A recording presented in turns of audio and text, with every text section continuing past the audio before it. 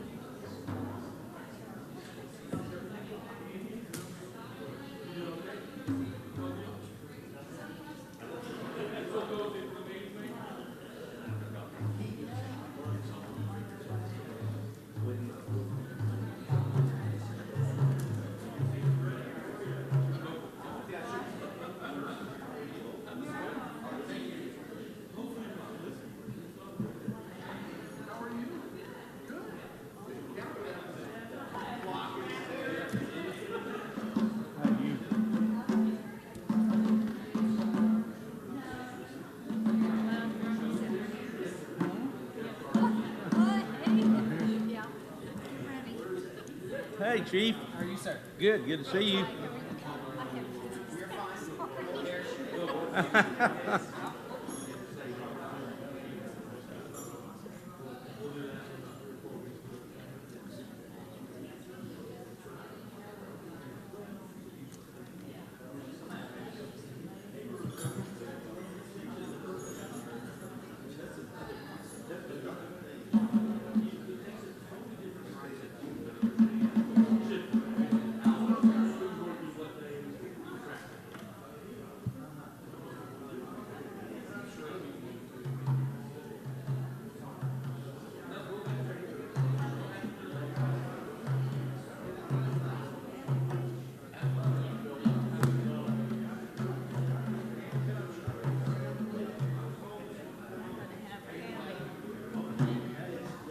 I wish we had about another. We need a little more room up there, you know, at that stage one is because everybody has trouble. That might not be enough. That 6 or 8 inches might not be enough for me. Councilman, how are you? Right, how are you? Good. Yeah. Hey, got a question for you on this engineering question. Okay. If I wanted to mount aluminum awning into brick, would a Tapcon be just as good as an anchor bolt? No, but it would not be as good, but it might work. I don't know what I'd have to see the situation, how much pressure and load and all that.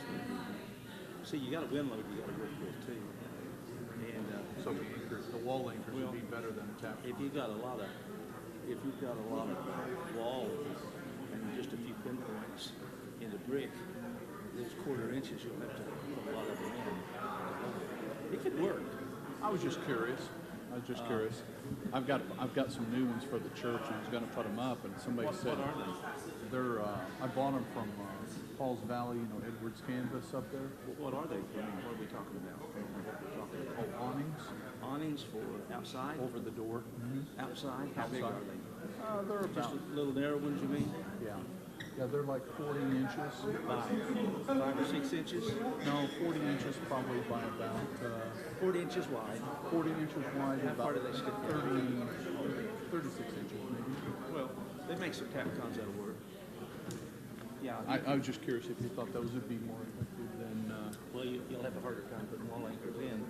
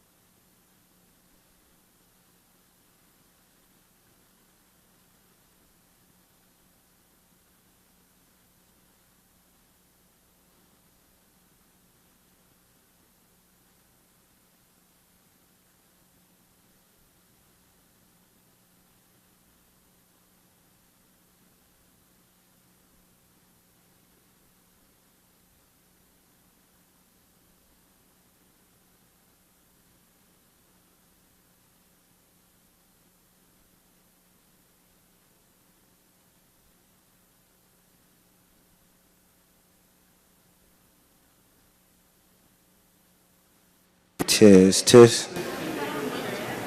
Test, test.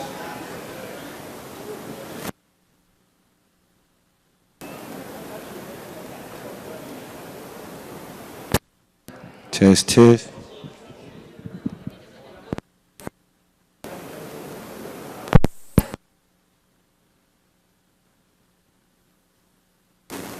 Test, test, test.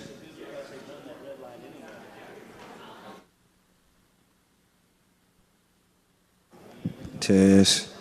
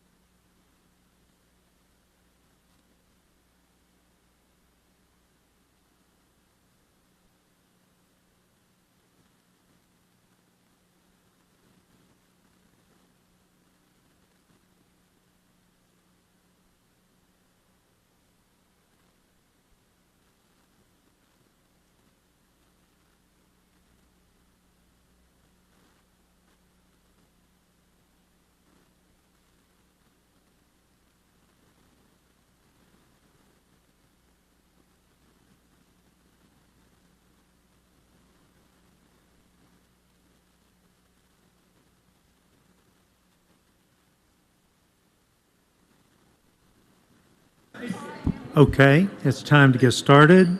I'm going to call the special meeting of the City Transit Trust to order. Please call the roll. Hankins. Harris. Chapman. Gill. Hampton. Uyghur. Johnson. Warren.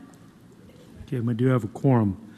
Business item number 1, consider authorizing the chairman of the Transit Trust to sign certifications pertaining to the Public Transit State Revolving Fund. Who's speaking on this? Ryan.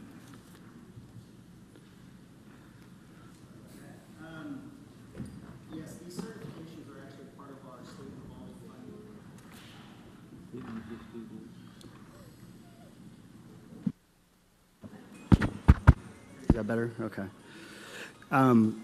So yes, these certifications are actually part of our state revolving fund that we are required to do every single year. Once we have these signed documents, we submit, and then we get state money that we can use for grants and everything else. Questions or motions? I'll make a motion that we approve this. Mr. Gill made some motion, second by Chapman. Discussion or debate? Please vote. Motion carries 7-0. Item number 2, in accordance with the True North Culture Statement, provide a safer community for the citizens, consider approving an agreement between Lawton Public Schools and the City Transit Trust operating LATS to provide transit service to all students and staff, and authorize the chairman and city clerk to execute the agreement. Ryan. So this is our annual agreement with Lawton Public Schools to provide transportation for all LPS students, staff throughout the year. And it's the same amount of money that they provide, so it's $70,000 they provide to LATS to have this service. We have questions or motions? Mayor, I move that we vote to approve this between Lawton Public Schools and the City Transit Trust. And do we have a second? And we have a second. Discussion or debate? Please vote. Motion carries 7-0. Item 3, consider approving the scope and fee and authorize Wendell WD Architecture to begin work on the professional engineering and architectural design of the Multimodal Transfer Center with an operations and maintenance facility. Charlotte. Good afternoon. This is to approve the scope and services with Wendell to begin, so they can begin the environmental studies and as well as the design group. They will also be in town the week of the next council meeting for 3 days for an immersion is what they called it. And so we've actually asked them to come in, and so they will do a quick presentation to council or to the trust. And then we're also going to have the subcommittee meet with them so that they can kind of get an idea. And they said we actually should have maybe a couple of sketches at that time that they can show us kind of what they're thinking for us to look at. All right, do we have questions or motions? I move that we approve this. We have a second? Second. We have a motion and a second. Discussion or debate? Please vote. Thank you, guys. Need one more vote. Motion carries 7-0. Do I have a motion for adjournment? I'll make a motion. So moved. Second. Motion and a second. Please call the roll. Harris. Chapman. Gill. Yes. Hampton. Uyghur. Johnson. Hankins. We're ready, Mayor. Okay. And just a memo, normally we do the Lawton Water Authority before the council meeting, but because of the executive session, we will be doing it at the end. So now we will start the city council meeting. So I'll call the regularly scheduled meeting of the Lawton City Council to order. Please stand for the invocation by Minister Dwayne Hall of Get the Word Out Incorporated, and remain standing for the Pledge of Allegiance. Thank you, Mayor. Portions of the Prayer of Solomon when dedicating the temple in Jerusalem from 1 Kings chapter 8, adapted as an invocation for the city of Lawton's mayor and council meeting about 2 minutes and 45 seconds. Blessed be the Lord God Almighty, who is and who was and who is to come. You know the covenants that have been made with you. Lord God Almighty, there is no God in heaven above, on earth below, like you, who keep your covenant and mercy with your servants who walk before you with all their hearts. You've kept what you promised. You have both spoken with your mouth and fulfilled it with your hand, as it is this day. Therefore, Lord God Almighty, now keep what you promised your servants, if they take heed to their way to walk before you as you light the way with your living word. Let your word come true and be a light for our path.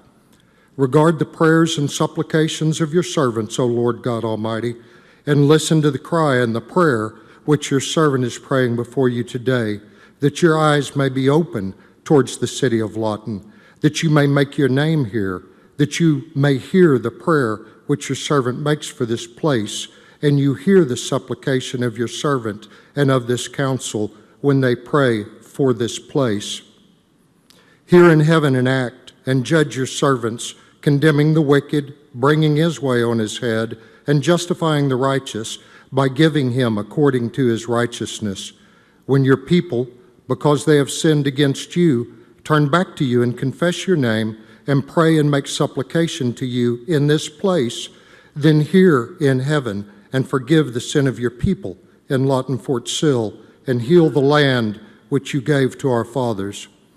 When the heavens are shut up and there is no rain because they've sinned against you, when they pray and confess your name and turn from their sin because you afflict them, then hear in heaven and forgive the sin of your servants, your people of Lawton Fort Sill, that you may teach us the good way in which we should walk, and send rain on your land, which you have given to your people as an inheritance.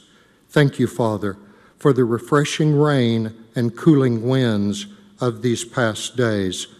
Now, Father, I pray in the all-powerful name of Jesus Christ that you transform Lawton Fort Sill by the resurrection power of the Holy Spirit, that we may be known as an international city of hope, a place where your name dwells. Let all God's people who are in agreement say, Amen.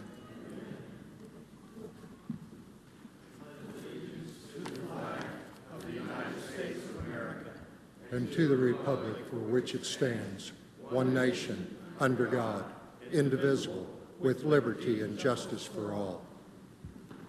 Okay, thank you, Pastor. And please call the roll. Chapman. Gill. Hampton. Uyghur. Johnson. Warren. Hankins. Harris. Okay, and now we have presentation of the North Star Award, the True North Star. John.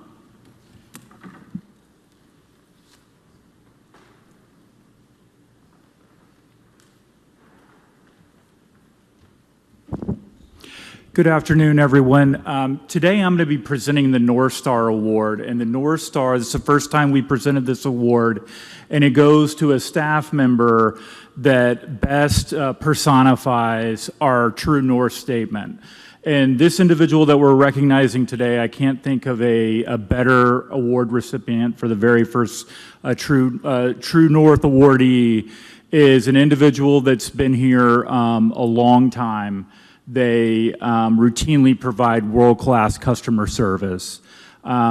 He does a lot of things that nobody will ever know about, and that's a good thing because he makes sure that we have healthy drinking water and that our sanitation systems work and our wastewater treatment facilities are firing on all cylinders. So it's good that we don't know what this guy does because he's that vital to our community and making sure that we have a safe and healthy place to live.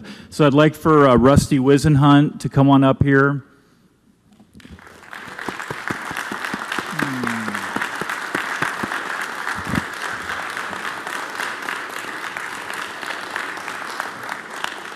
A few more things. Hold on just a second. Rusty is our Director of Public Utilities and has worked for the city for how long, Rusty? 33 years. 33 years. And Rusty was recently selected for a national wastewater digest industry icon award, in which he was selected and will appear on the cover of a magazine. And we're very proud of him, and we're very proud of all he does for the city and the wonderful support and service he provides our citizens. So without further ado, Rusty, let me give you this coin, this certificate. I don't have $500 on me, but I'm good for it.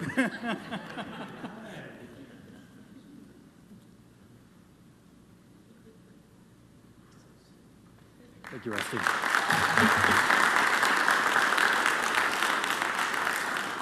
All right, I love it. I love it. Okay, now we've got something that's going to be real fun, the Hispanic Heritage Month proclamation. If I can get all of those involved down to the front, we'll do the proclamation. Then I think they have a little 5-minute presentation for us. So please join me at the front.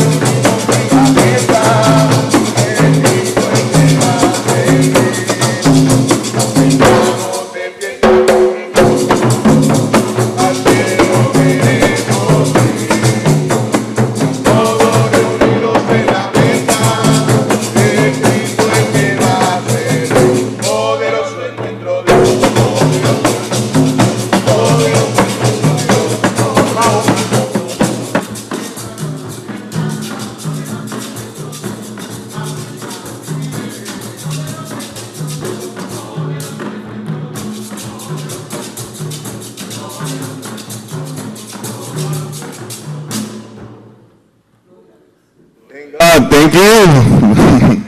Gloria al Señor. And we're here gladly presenting our Puerto Rican heritage. This was the Plena. Amen. And we hear this Plena Alabanza, a group that Mr. Jose Sáez, brother Sáez, Jose Sáez, have put together. Amen. For worshiping God. Amen. And also celebrating our heritage. Now this next rhythm is called the bomba. Yes. Amen. Gloria al Señor. Aleluya. Cuando el faraón dejó ir al pueblo, Jehová les guió por el desierto. Cuando el faraón dejó ir al pueblo, Jehová les guió por el desierto. Él iba delante de ellos. Él iba delante de ellos. Venía columna de nube. Venía columna de nube. Columna de fuego. De día y de noche. Jehová iba con ellos. De día y de noche. Cuando el faraón dejó ir al pueblo, Jehová les guió por el desierto. Cuando el faraón dejó ir al pueblo, Jehová les guió por el desierto. Él iba delante de ellos. Él iba delante de columna de fuego, de día columna de nube, columna de fuego, de día y de noche, Jehová iba con ellos, de día y de noche, Jehová iba con ellos, de día y de noche, Jehová iba con ellos, de día y de noche. Jehová iba con ellos. Glory to God, amen, hallelujah. Thank you, it was a privilege playing for us. One more. Aleluya, santo el Señor. Gloria a Dios, aleluya. Tu misericordia es más grande que los cielos, tu misericordia es más grande que la tierra, tu misericordia es más grande que el sol, la luna, las estrellas.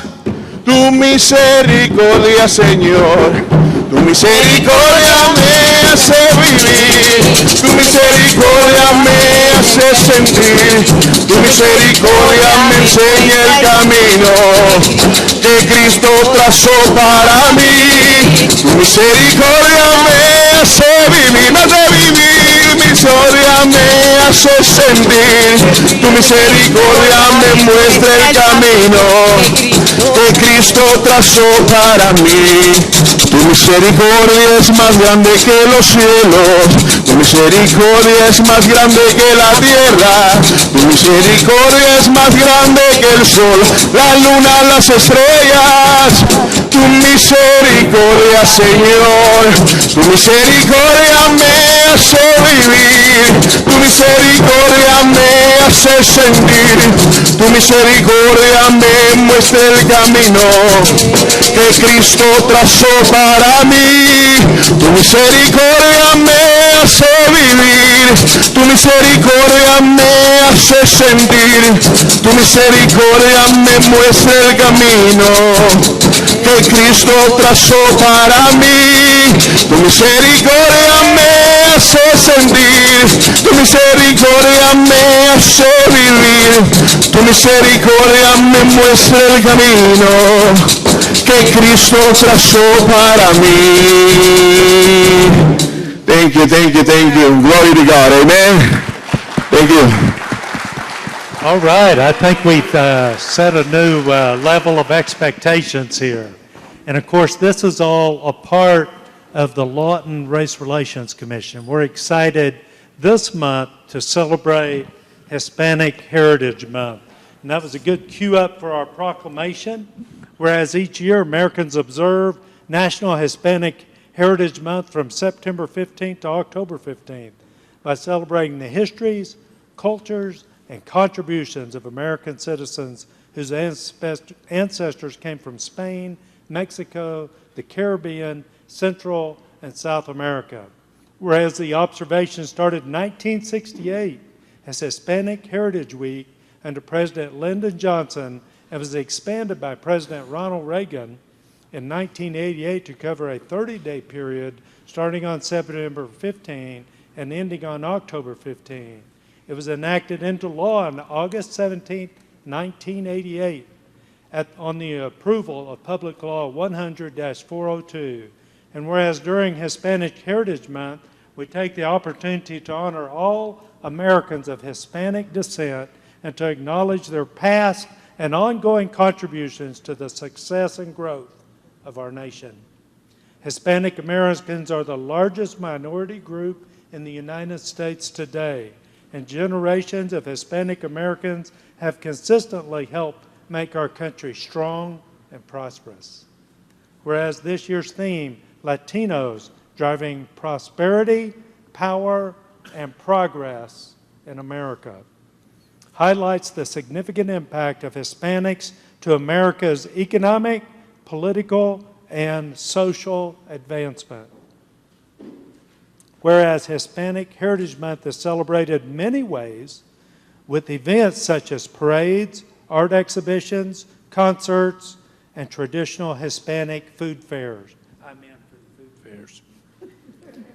I do thereby declare September 15 to October 15 Hispanic Heritage Month, and make note that the International Festival opening ceremonies will entertain the guest of the Consulate of Mexico to Oklahoma City, and there will be a reception after that opening ceremony. And I encourage all residents of Lawton Fort Sill to celebrate this unique culture and all the cultures that we have here in Lawton Fort Sill. Let's give these folks a round of applause.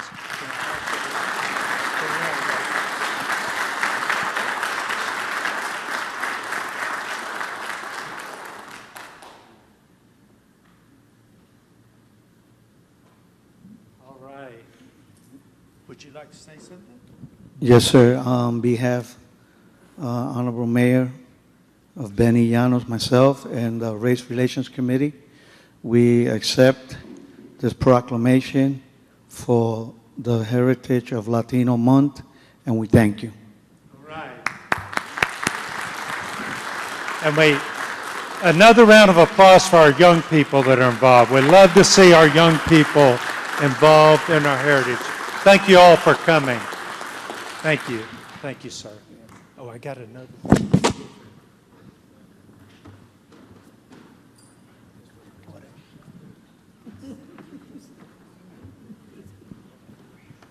Thank you, guys.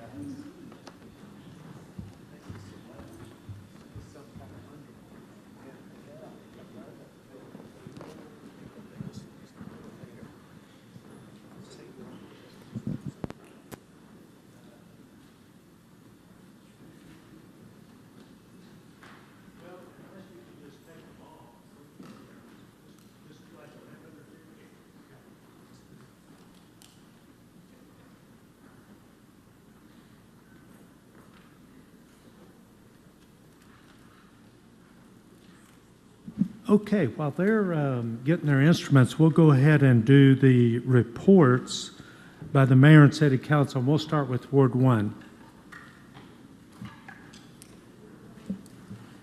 Just to remind everybody to vote today. Think everything's going good, but we do need that vote, so be sure. And if you want to get involved in the, all right, we have one person for sure that did. Must be in my ward. All right. All right, thanks. Thank you. Ward 2. How do I get on the drum team? I want to be on the drum team. Can we have that every meeting? Because I can play the drums. You know, at least till October 15th we can. Well, you always say I march to my own drummer, so I'm thinking I should be on the drum team. Well, I would have to agree with that. I want to give a shout out to the Lawton Police Force. Their Cops and Kids Picnic was this Saturday. There were thousands of people came out, lots of young people. I want to give a shout out also to Walmart Academy Atwoods and Dick's Sporting Goods, who donated over 50 fishing rods to young kids. We restocked Lake Helen for that as well, had a little fishing derby.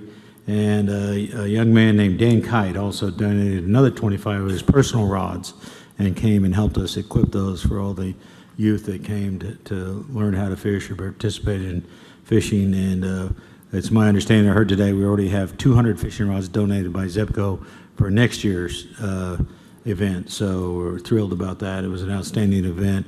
Again, shout out, Chief, to a wonderful job that your men did there. Lots of free food, watermelon, bicycles.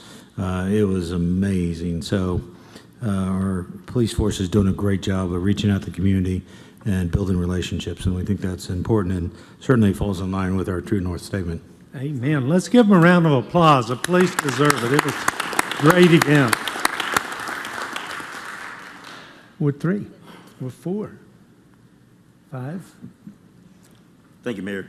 As always, get you some fresh fruits and vegetables at the farmer's market. I always give a plug for that. That's healthy eating. That's kind of a word for me, and I think it's a Food Truck Tuesday today, if you want to grab a bite to eat there. Also, I wanted to give a little shout out to the Arts and Humanities Department. We had put some money aside for some art restoration, the town hall and the armory. There's work that's going on over there that I got a report of. They're putting together some of the art and artifacts that were here in this building and in other buildings in the city for the city of Lawton. I believe that there are several entities that are involved in that, including the museum. Just to kind of give you a heads up, it is always important to understand that our history identifies who we are, and it is always something that we should be proud of as Lawtonians. Thank you, Mayor. And Ward 6. I'd just like to say, Mayor and Council, I appreciate our city staff. I appreciate the management, our city manager. This past week, I was out and about taking care of some matters and seeing a few of our city workers just out working. I just went by and honked the horn, and everybody that was in the hole turns and goes like this. I don't know that they knew who I was. Doesn't matter, but I appreciate the friendliness of our city staff. All right, love it. And Ward 7. Just wanted to say thanks again to the Race Relations Committee members. The subcommittee that put on, that sponsored the proclamation today is Benny Llanos, Kim Jones, and Winona Alberti, and they do a really good job, and just wanted to thank the entire Race Relations Committee members for all the hard work that they do, volunteering their time to come out.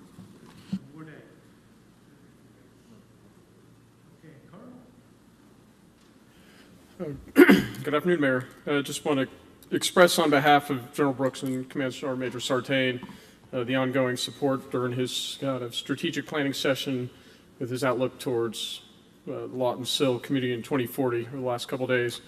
He'll do his outbrief on Friday. Mr. Mayor, I think you've got the invitation to attend that and talk some more afterwards. And then also this morning I kind of hosted the first of my quarterly Coffee with the Commanders. Appreciate Mr. Harris for attending this morning. New direction I'm taking that in regards of kind of looking at the life cycle of an assignment for a family, and as we're trying to get them involved from reception through their living experience here in Lawton, and then all the way through their transition, with hoping for those soldiers that are looking to transition out of the service that we've provided them such a great opportunity that they'll consider staying here in Southwest Oklahoma and making Lawton their home. So I think it was a great first step, and we'll continue to get the invites as we move forward and hopefully get more attendance. And I'm going to say, while we're talking about Fort Sill, I really appreciate the continued, I guess continued improving is a way to say it, relationship and working together. Us trying to be what we need to be to Fort Sill so that you can be the destination of choice, which ties in with our mission of being the community of choice, and also with us providing jobs for the exiting soldiers and doing everything we need to support you and the support we get in the other way, and I appreciate that. Now I want to talk about the Whirlwind Tour just a minute, because I was so impressed by our staff. I threw on them at the last minute 4 evenings of going out in the community and talking. And we had twice as many staff members. Some of them were required to be there. We had twice as many as were required. The staff rose to the occasion. Now, I've got a theory on that, and I think it's because they like being highlighted for the great job they're doing providing services to the citizens. And they want every opportunity they can to get out and tell the story of what's happening in Lawton Fort Sill, and the way that they are living up to the True North statement and the True North culture statement. And I think they did a great job. And I'm going to tell you, at no time since I've been here, pushing 5 years, have I ever felt like the city was moving in the right direction more than I do today. Would you, council, help me appreciate our staff?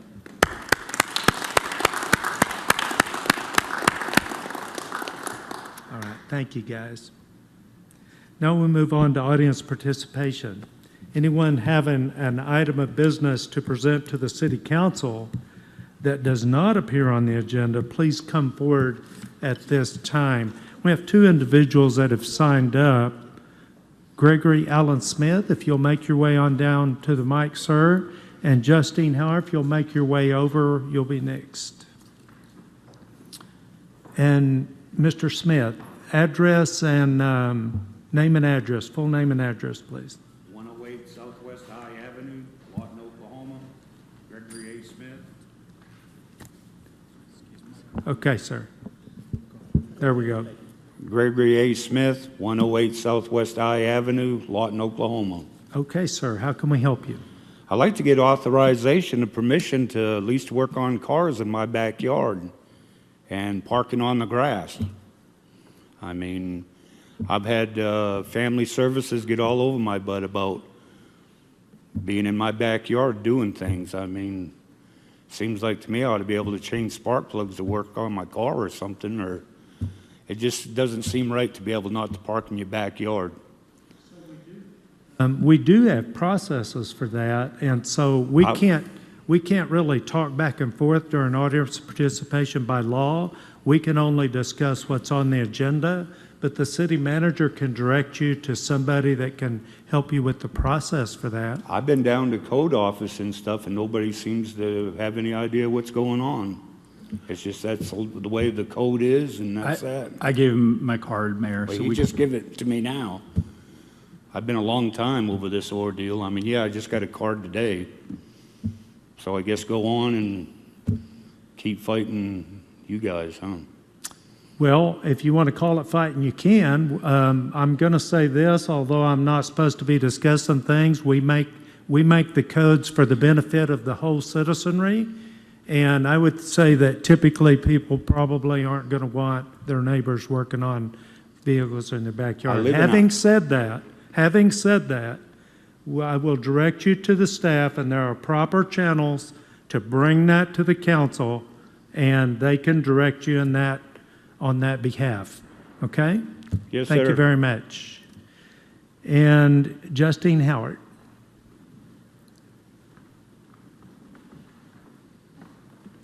Hello. Hi. And I need your full name and address, please. Yes, my name is Justine Howard. I live at 2215 Northwest Pollard here in Lawton, Oklahoma. And I want to say a few things regarding my brother, Robert Charles Rogers, who was recently arrested August the 15th, 2023.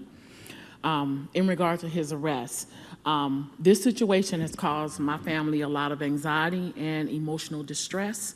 My brother has unseen disabilities, okay? Lawton Police did not follow best practices in yelling taser before my brother was tased. He was shot in the back while running away. He was afraid. And he was trying to avoid arrest. LPD knew or should have known that the person would lock up after being tased. This resulted in some serious trauma for him because he was fleeing. I feel that the policy should be re-examined for the unconstitutional taser policy. That is a lack of training, using a taser, or failing to follow their training. The officer said my brother was snoring, and he did not give him adequate medical care. This resulted in an indifference, a deliberate indifference for my brother. He was not committed into Comanche Memorial Hospital. He's going to need surgery because his nose was, this was detached, swelling. His teeth are jammed back up into his gums, and he is going to need a lot of surgery. He is still in the Comanche County Detention Center, and myself and my family are working to get him released. Thank you for taking the time to listen. And thank you for coming, ma'am. Thank you. Is there anybody else that would like to come forward at this time of audience participation? Seeing none, I will close the audience participation and move on to the consent agenda. The following items are be considered to be routine by the City Council and will be enacted with one motion. Should discussion be desired on an item, that item will be removed from the consent agenda prior to action and considered separately. And Council, we're striking item number 14 and pulling item number 12. Are there any others that you'd like to pull? Pull 9? We're going to discuss it. Pull, okay, and we're pulling 9. 3?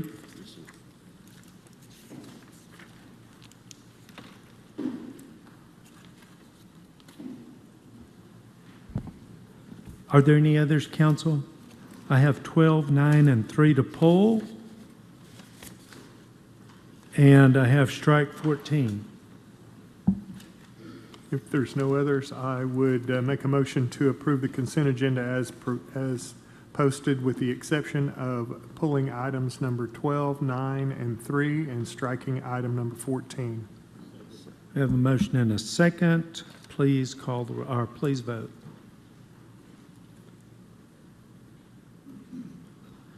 Motion carries 8-0.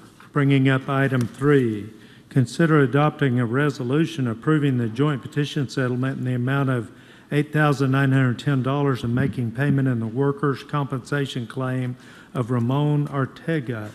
Mr. Hampton. Yes, Mayor, I pulled this item because I need to abstain because I'm familiar with the gentleman in question here.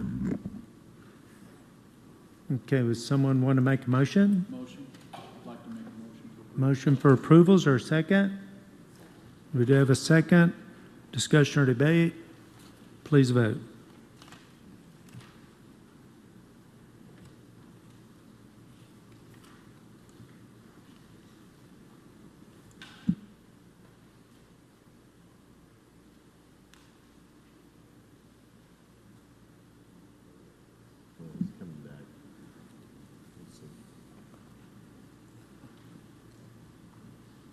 Mr. Warren, were you going to vote on this item? Yes, sir.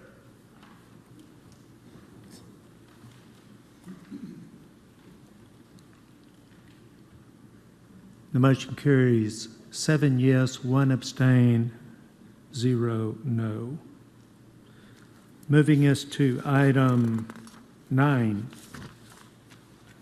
Consider referring the evaluation of the request for proposal RFPs pertaining to the management and operation of Schoolhouse Slough located at Lake Latonka to the Lawton Water Authority to include any necessary action as it pertains to the acceptance, approval, and or rejection of said proposals. Do you have something you want to say, or do you want Tim to explain what we're doing? Tim can explain. Tim.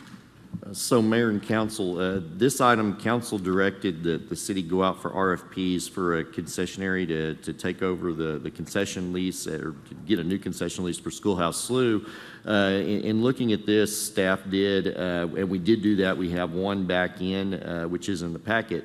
But in looking at it, this is really something for the Water Authority to consider, not City Council. So all we're doing here is the City Council is referring this matter to the Water Authority. It will not be considered today at the Water Authority. It will be agended for a future meeting of the Water Authority, and the Water Authority will take that up at a future time.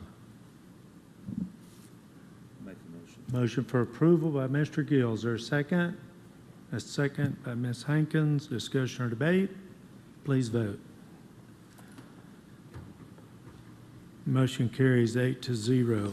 Brings up item 12.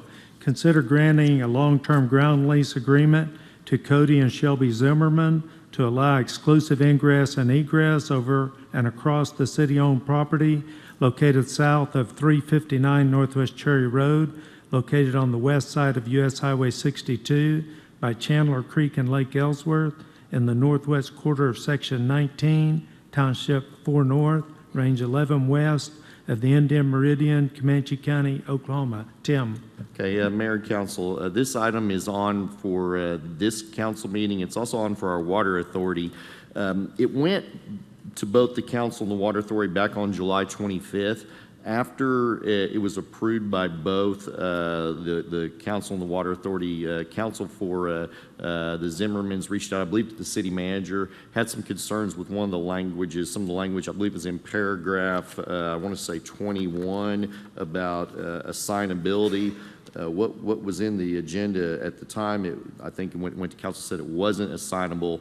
The city manager recommended a floor amendment that was made. That language still wasn't acceptable to Mr. Zimmerman's council. So we put in language in paragraph 21 that is acceptable, saying that this lease shall be binding upon, inures to the benefit of, and is enforceable by the parties, their successors in interest, their heirs and their devisees. That's okay with the city, that language with staff. So we put that in there, and then we readjusted the start date for the lease to be October 1st. Our recommendation is that you approve it, but it'd be subject to or contingent upon Water Authority approval later on this afternoon. So you move what he said, subject to. Okay, is there a second? We do have a second. Discussion or debate? So I have a little bit of concern about the exclusivity of this. Does this affect our or any of the public's access to the public land that is this crosses? So it would affect the public's access to this strip of land that we're talking about for the lease, but the rest of the public land adjacent to it would not. But is there a road that goes back there? Because this road, I looked at it the other day, and if they get the exclusive use of that, I didn't see another access point back to the rest of the land. So there is a road that goes back there. I don't know if it's being used exclusively by the Zimmermans. They've used it for quite some time since they've purchased the land that they own. And my understanding is that part of this is because there's a fence that's on public land that they thought that was their land, and that fence is in somewhat of disarray. But they're going to take control of that area and maintain it, which they've been doing anyway. So it does kind of reduce a little bit of access to the public, but it's for the most part it's what they've already been maintaining anyway. Okay, that was my main concern. Do I have more questions or a motion? Move to approve. Pardon me? Move to approve. We have a motion for approval, on the crosstalk. Motion for approval, is there a second? Okay, discussion or debate? Please vote.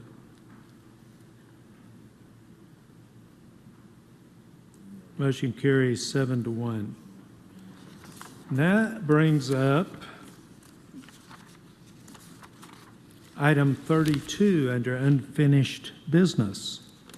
Per the recommendation of the Employment Matters Committee, consider approving a resolution amending the current pay scale for executive level positions by increasing the minimum hourly rate and the maximum hourly rate for each executive level, and any adjustments to the executive levels consistent with the recent compensation and classification analysis, recommendations, and subsequent information gathered on job descriptions and qualifications from a group of 6 cities as directed by City Council. The new pay scale will be retroactively effective July 1, 2023, and will repeal all previous executive level pay scales. Council will take action as deemed necessary to include any floor amendments. John, I have you down as an information source. It'll be Craig, Mayor. Good afternoon, Council. As you know, this has been to the council prior to, and after some direction to us, and then also the formation of the Employee Matters Committee. Mr. Hampton was heading up. I would refer to him if he wants to give any information. We had meetings. We had a couple of meetings, and my understanding is we agreed to bring this back to the council today on the pay scale for executive employees. Okay, and Mr. Hampton? Yes, Mayor. Our committee vetted this and did look at the sister cities. There was some input that Craig and his staff put together. Appreciate the time and effort for doing that.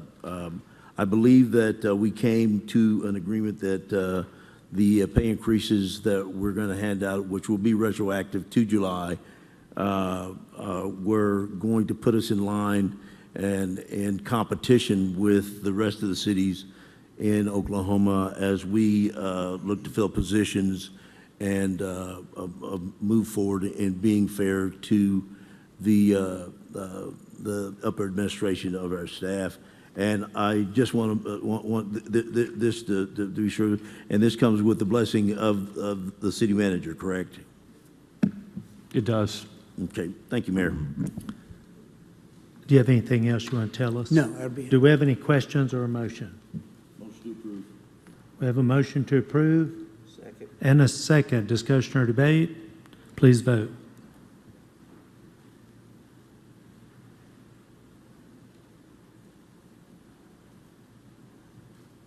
Motion carries 8-0. Brings up item 33. In accordance with the True North Culture Statement, and that we do everything for the citizens, consider holding a public hearing and consider approving an ordinance pertaining to special requirements when abutting residential districts by amending Section 18.6.16.678, Division 18.6.16, Division 18.6, Chapter 18, Lawton City Code 2015, by modifying the special screening requirement for the I-3 Light Industrial District, providing for severability, establishing an effective date, and allowing for floor amendments. Cameron.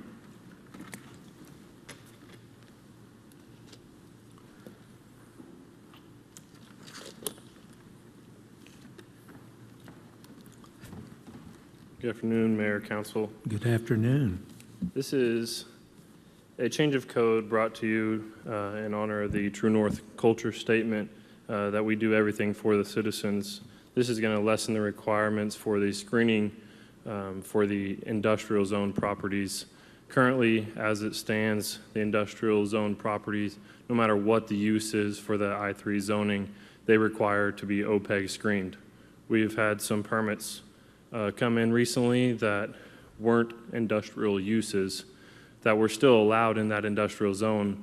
It was an office building, and we were requiring them to screen their properties because across the street was a residential. So this is to lessen that requirement so that if it's an industrial use, the screening will still be required. If it's a lesser use, it'll follow the screening requirements of that lesser zoning classification. This was taken to the City Planning Commission on August 24th, and they recommended to approve. And this was published in the Lawton Constitution on August 11th. Okay, Council, we're going to have a public hearing, so you can have questions without comments right now of the staff member. Seeing none, I'll open the public hearing. Anybody wish to come forward and speak at this time, please do so. Seeing none, I will close the public hearing. Council, do you have comments, questions, or motion? I'll make a motion that we approve this. Motion for approval, is there a second? I do have a second. Discussion or debate. I'm going to make a comment. Was this originated by the staff? Because I think this is absolutely True North.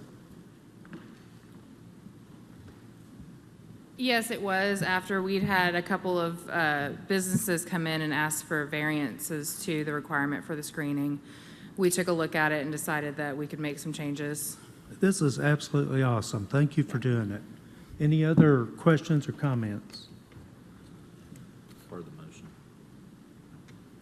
Oh, okay. You made the motion. I did. And your motion was to approve, waive the reading of the ordinance and read the title only? That is correct. Was that the second? Who made the second? Yes? Okay, please read the title.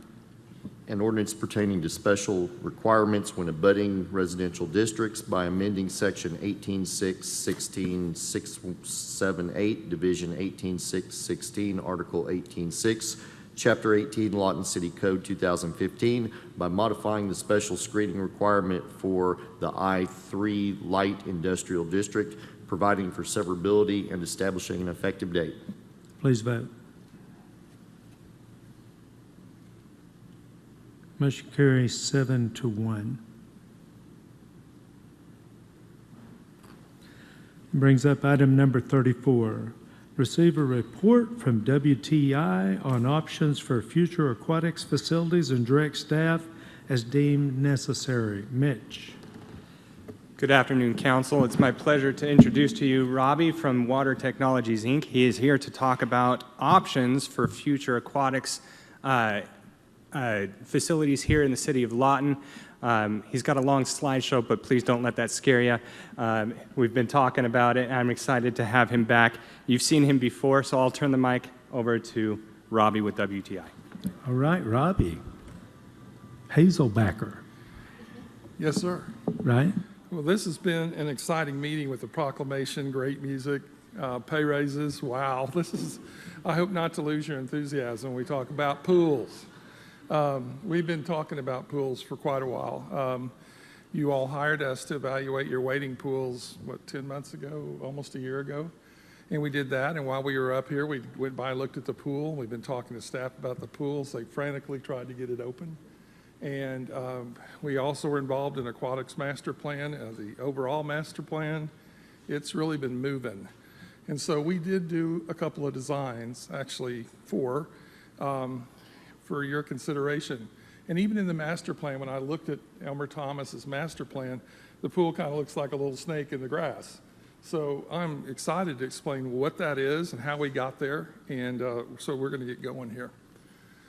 So I wanted to talk to you a little bit about yesterday's aquatic centers, what I learned to swim in, what we all grew up in the 60s, 70s, and what those look like, and the role of today's aquatic center, which has been vastly different for the last 20 years, actually. Want to recognize trends and what we call watertainment, which is fun things to do in a pool, the reason why families come there and go there time and time again. You can't wait to be there. We're going to check in on our neighbors, kind of see what they offer around us. I've got some outdoor pool examples with some cost, just so we can kind of understand cost and square footage. And then I'm going to quickly go through how did we come up with the current plan that we presented to you for your consideration. And it was a piece of clay. We can change and do anything. But we had a place on Elmer Thomas given to us, and we actually did some current trends, new pools that would fit in there nicely just for you to consider. And then answer any questions. You can stop me at any time too. So yesterday's aquatic center looks like this. And I had one in my neighborhood. In fact, I had 5 in a city I worked for once. And they were all concrete. They were very hot. They were heavily subsidized. There wasn't a lot of reasons for multi-generational use. It's just the way it was. And we had a bunch of them. Most cities had more pools than they needed. But today's aquatic center, by the way, here's another one. This is in Abilene, and they had all the same complaints. We had to take away our board. That board was gone. The pool was losing water big time. They came up with a budget they gave us, and we changed it into this. So looks like a water park, but I'll tell you, this is a people holder. This pool actually pays for itself, and that is rare. But their concession program and so many other things that they put together, here's a typical day in Abilene, Texas. Just a beautiful sight to see. So many people participating. It's just worked out well. Here's a little pool that's no deeper than 4 feet, which is the trend right now. It's shallow water. Even that lazy river is only 3.5 feet deep. But they attract people from all over. So the role of today's aquatic center, it is an inexpensive alternative for recreation. Typically, these pools are $4 and $5. Your residents paid $1 when you had a fee. But this is an all-day event for so many. A pool typically turns over 1.5 times in a day. So you can figure that. Certainly a great place to socialize. You know, we need to bring our communities together. People talk to each other, get to know each other. Birthday parties are a big deal. Families being together is very important. A pool does that for us. I mentioned family changing rooms where restrooms, you know, if I bring my 6-year-old granddaughter to the pool and she needs to go to the bathroom, which restroom are we going to? Well, I want to go to the family changing centers. I want to be comfortable. And that's a trend for today. Also today, they're fun and they're exciting. Here's a beach entry pool that I'll speak a little bit about what beach entry is. It has a play structure on it that's very large. I'm not looking for that big a play structure for Lawton right now, but I really like the beach entry idea for Lawton. Also, birthday parties, as I mentioned, family parties, family reunions, high school prom, swim parties. There are a lot of things that go on in today's pools. And of course, all ADA accessible. Very important. That's a no-brainer for us. That's the law, and that's what we're going to do.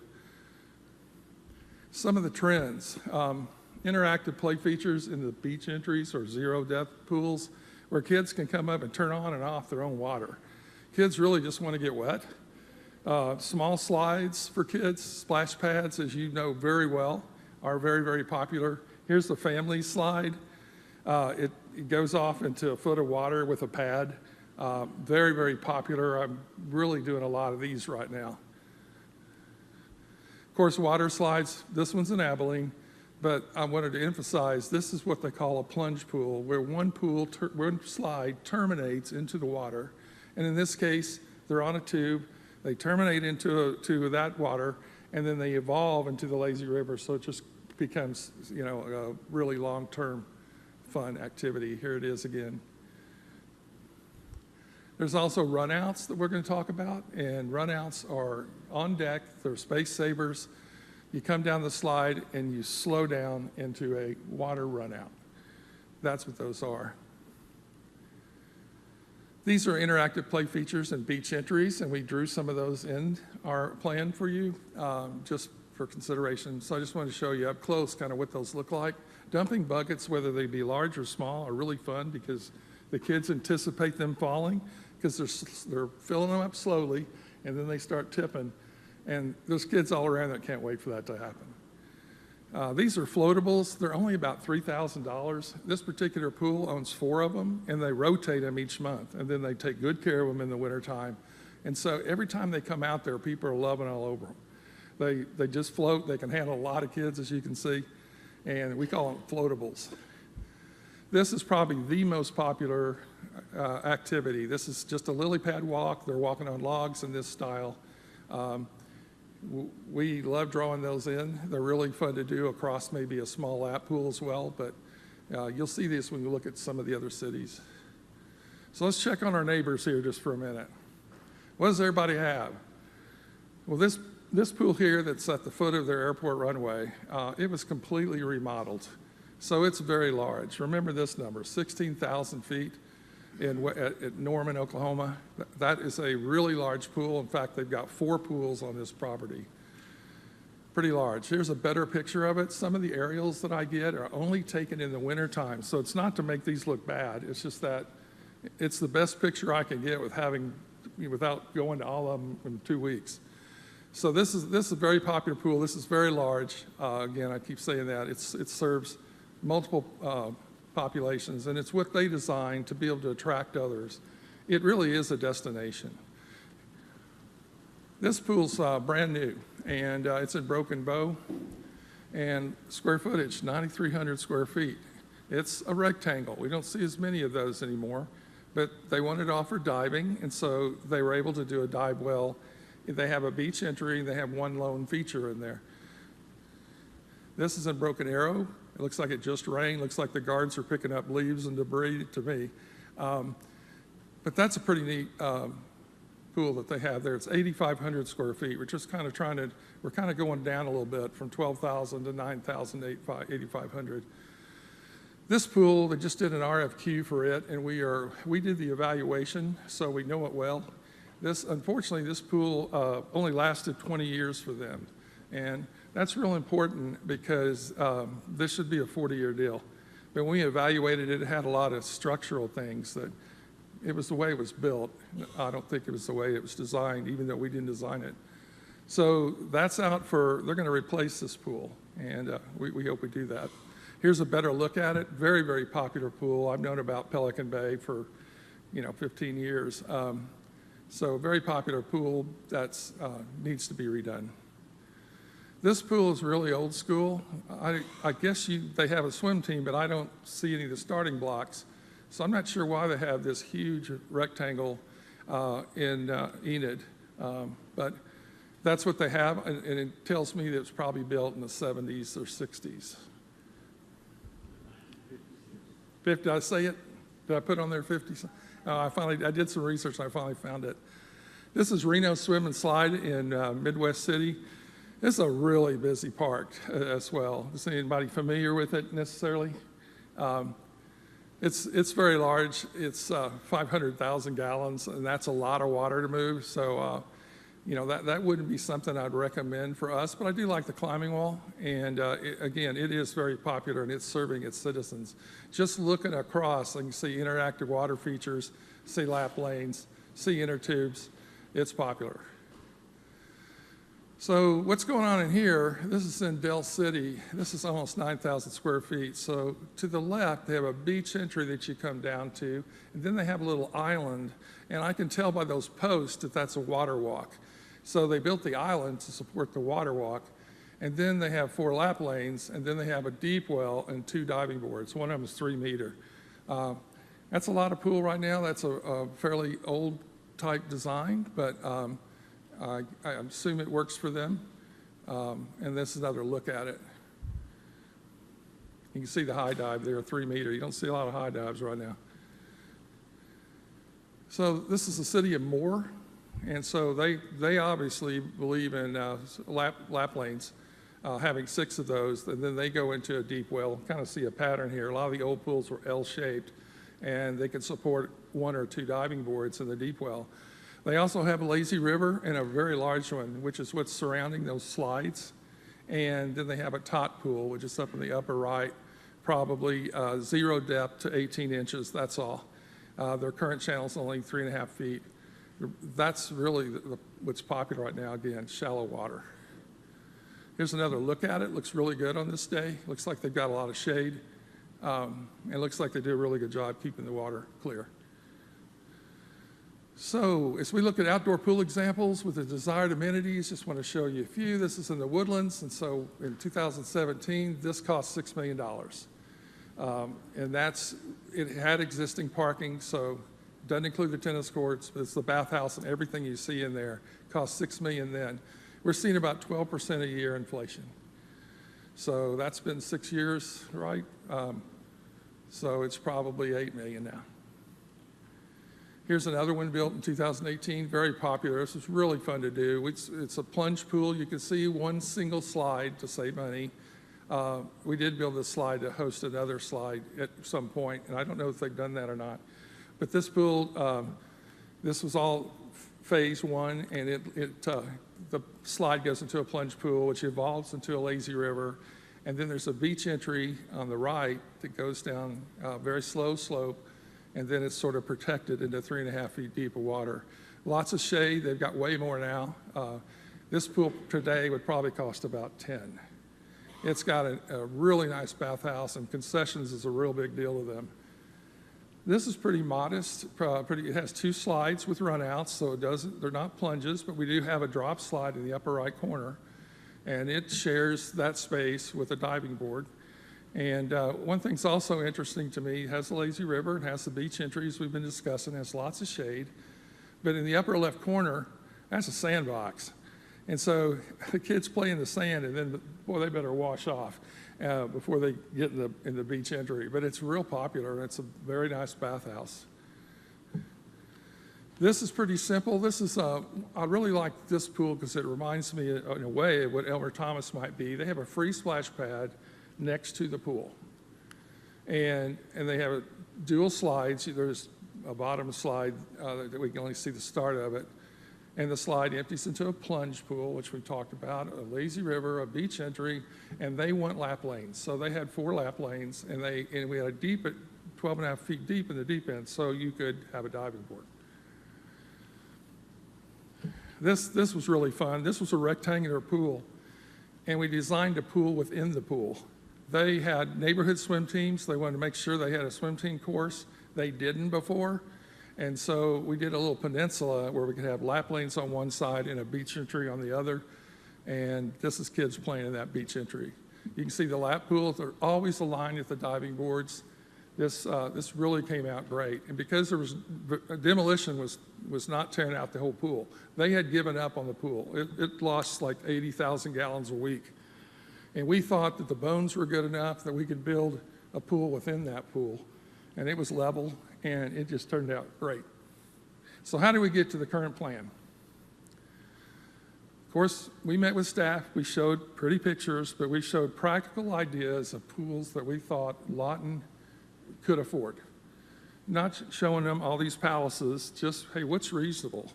What's reasonable is probably 6,500 square feet, maybe up to 9, but you know, we didn't need 12. So this pool offers a lot. We also wanted to talk to them about keeping the teenagers busy and interested. A lot of them are driving. We want them to drive to the pool. We want them to think this is such a cool deal to be that they want a lifeguard one day. And that's the nature of this business too, is to raise your lifeguards. We used to call them pool brats, the kids that would hang out every day with our guards. And those pool brats became great lifeguards. So it was a good thing. You can see here's a sun shelf where you are sitting in 6 inches of water where it's cool and comfortable and watching the kids play. Here's a broader look of the same pool. You can see the sun shelf. There's basketball on the left. You see those interactive play structures in the beach entry. Also notice there's always a way to get in this pool where you don't get wet, because you never know, somebody just had their hair done and they don't get splashed by kids. So there's always kind of a easy way to get into the beach entry. And then you see they're playing some volleyball here. Very popular. Here's the lazy river. When we showed multiple images to staff, and they really kind of latched onto this one. And so this is kind of the baseline for what we did when we did our designs. So we're going to go to the designs. So here's the first pool that we came up with, and total cost 5.1. It's 6,435 square feet. That means the bather load is about 430 people. That means deck and pool. And it's a code defined bather load is square footage divided by 15. So this has a single slide, has a beach entry. It's all one body of water, so there's one mechanical system. And depending on an architect's coming up with a deck, landscape, mechanical building, a bathhouse, we're estimating this would be about 5.1. We changed it a little bit. We went with 2 slides, and we made the lazy river longer. And we also put a play structure in the beach entry, whereas this one we had nothing in the beach entry, but the geysers you see.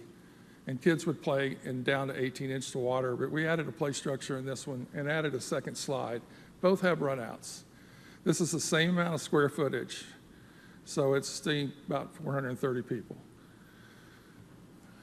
So that was good, better. This one's best by our definition. And I think this is what you have in the drawings. We suggested that this might be a 2-phase pool situation, that the slides and the plunge pool could come at a later date, and we would plumb for it so everything's in the ground if you guided us that way. So they have a lazy river, beach entry, play structure, and you see those are basketball goals in the middle. So it could be done in 2 phases if you wish, but if all at once, estimating 7.5 with the bathhouse. So talking to Mitchell, who's really ambitious, he said that some of you might be interested in having some lap lanes. And in our aquatic study, we decided that there's a ton of lap lanes in the city with the college and with the Y. And the Y just had their pools redone. Looks beautiful. But people do like to swim outside, lap swimmers do. You can sometimes, if I'm doing this from the start, again, we added this just in talking to you and understanding there might be an interest for outdoor lap. I would probably design the pool part differently and incorporate the lap lanes, but I just wanted to show you that they fit, and now you're looking at about 8.25 if you decided to do it.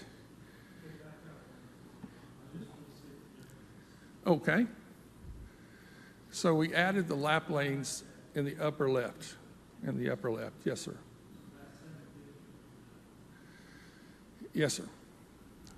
That's because it's an independent pool and independent mechanical system.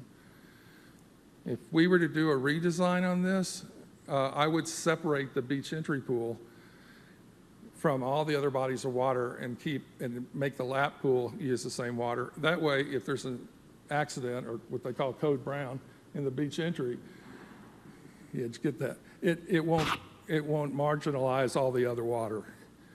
We like to keep the kids' pool separate every time we can. So here's the whole deal, isn't it? It always comes down to this. So we usually start designing with a spreadsheet, and in this situation, we didn't know how much money. I don't think any of us know how much can we or would we spend. So we did it a little backwards, that we designed something that would fit and would fit the city, and studied the aquatic study, studied Ballard King's financial analysis, and that's where we came up with the sizes that we came up with. That's the reason. And then we designed pools that I knew were very popular and would be relevant for years to come. And then we definitely learned the community expectations through those studies.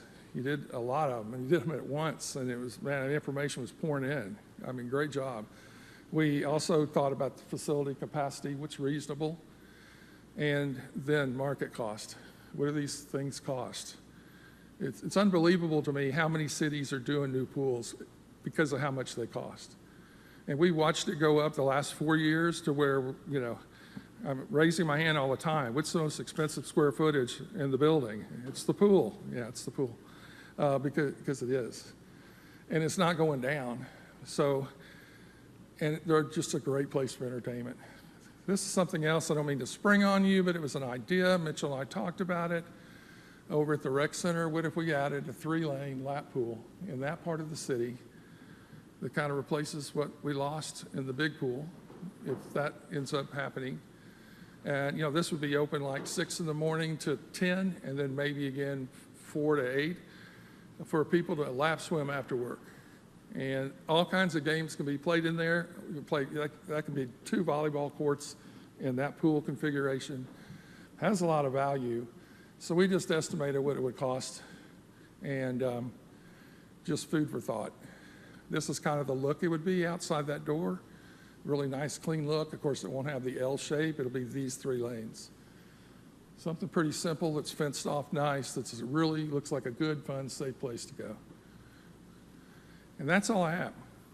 So I really appreciate the opportunity. I watched the council meeting when Mr. Warren asked if they could get my wife was in the room, and you said, can you get that gentleman back from WTI? And she goes, who's the gentleman? I said, I hope it's me. But I appreciate the opportunity to come back, and I hope in that I've just kind of explained why we've just drawn up what we did. And I'll entertain any questions, please. Mr. Warren? And I'm not disappointed at all. I like the idea, and I see how that would work in the community. I feel like, though, there's a part of me that just kills my soul that you spend this money and it's only used a third of the year. Do y'all do any indoor-outdoor? Oh, absolutely. Because I would really much rather, if possible, at some point, kind of bounce that around and see, and maybe not at the park. Maybe we do that at a different location. But it does. It just kills my soul to watch all that money sit there, you know, for the majority of the year.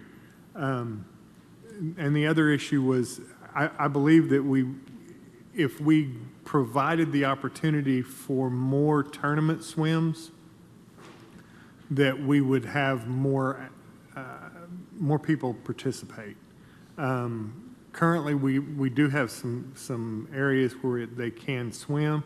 There is really no area for any of their parents, grandparents, friends to actually watch a race, which is a little detrimental to getting anybody involved. So, I mean, other than those issues, I love this, and I appreciate you coming. I think that a lot of what's in there is definitely what we need. The beach entry is I think a great idea. It didn't exist when I was a kid, but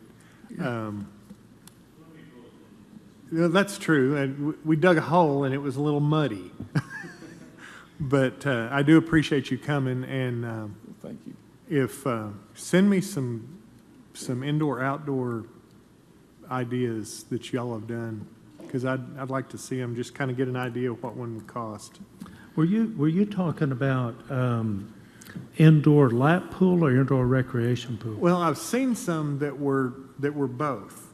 They were recreation pools, but the indoor portion had competition lanes. And again, I don't know how you make that work, but that way you could use the indoor portion year-round for not only competition, but also for recreation. What we have found is that you typically need a rec center with a membership to float the indoor recreation lap lanes.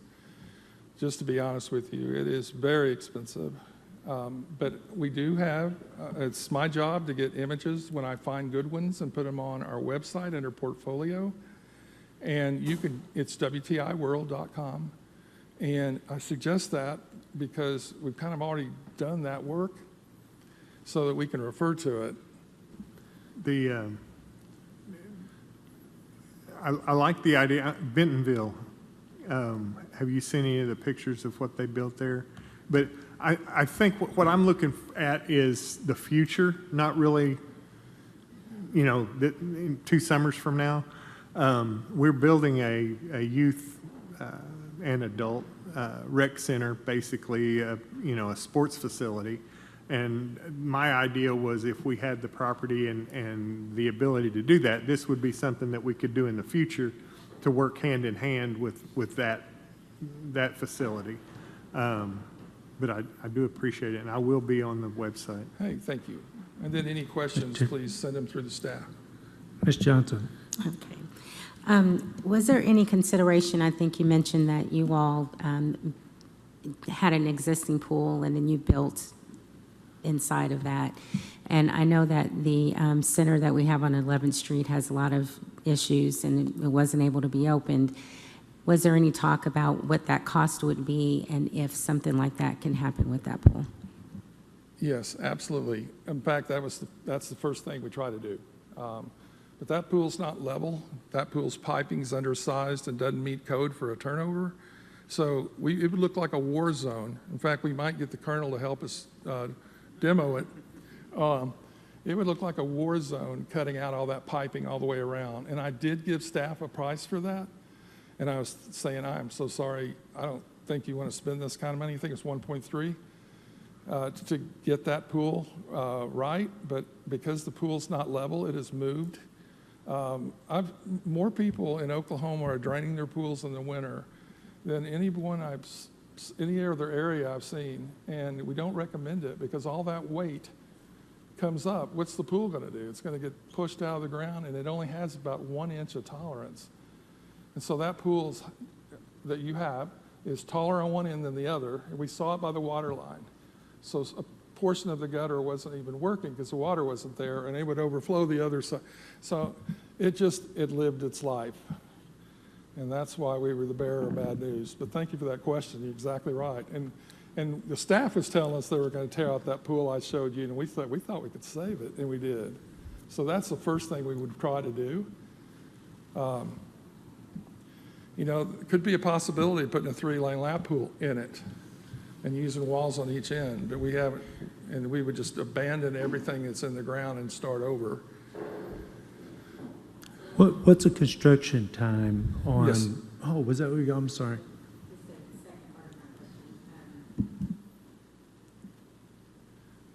There we go. So the second part, I know you probably don't have this answer now, but just if we can find out if you were to do that 3-lane pool there, what the estimated cost would be. Yes. Just trying to see what we can do to maintain something over in that area, number one. And number two, the space is there, the site is there. What can we do to repurpose that? Yeah, I think the demo is something that I'm not sure I could tell you what that cost, but I know what to put that pool in would cost. And it'd basically be the same as putting it in the ground by the rec center. Really would. If we just get a clean sheet of paper to work on. And I like the parking over there. If you like the neighborhood, I don't know those deals, but if that's a good place for it, I think it could work. Mr. Harris. So, in your second, the Concept 1 two-lap lane addition that you had over by the main pool, would you redo that then? If we decided we want to, did I hear you say that you would like to redesign where that is a part of the main body of water? Redesign the current pool? Yeah, the first one that you gave us, and then if we added the two-lane lap to that, would you? I think okay, next one, I think. Next one, okay.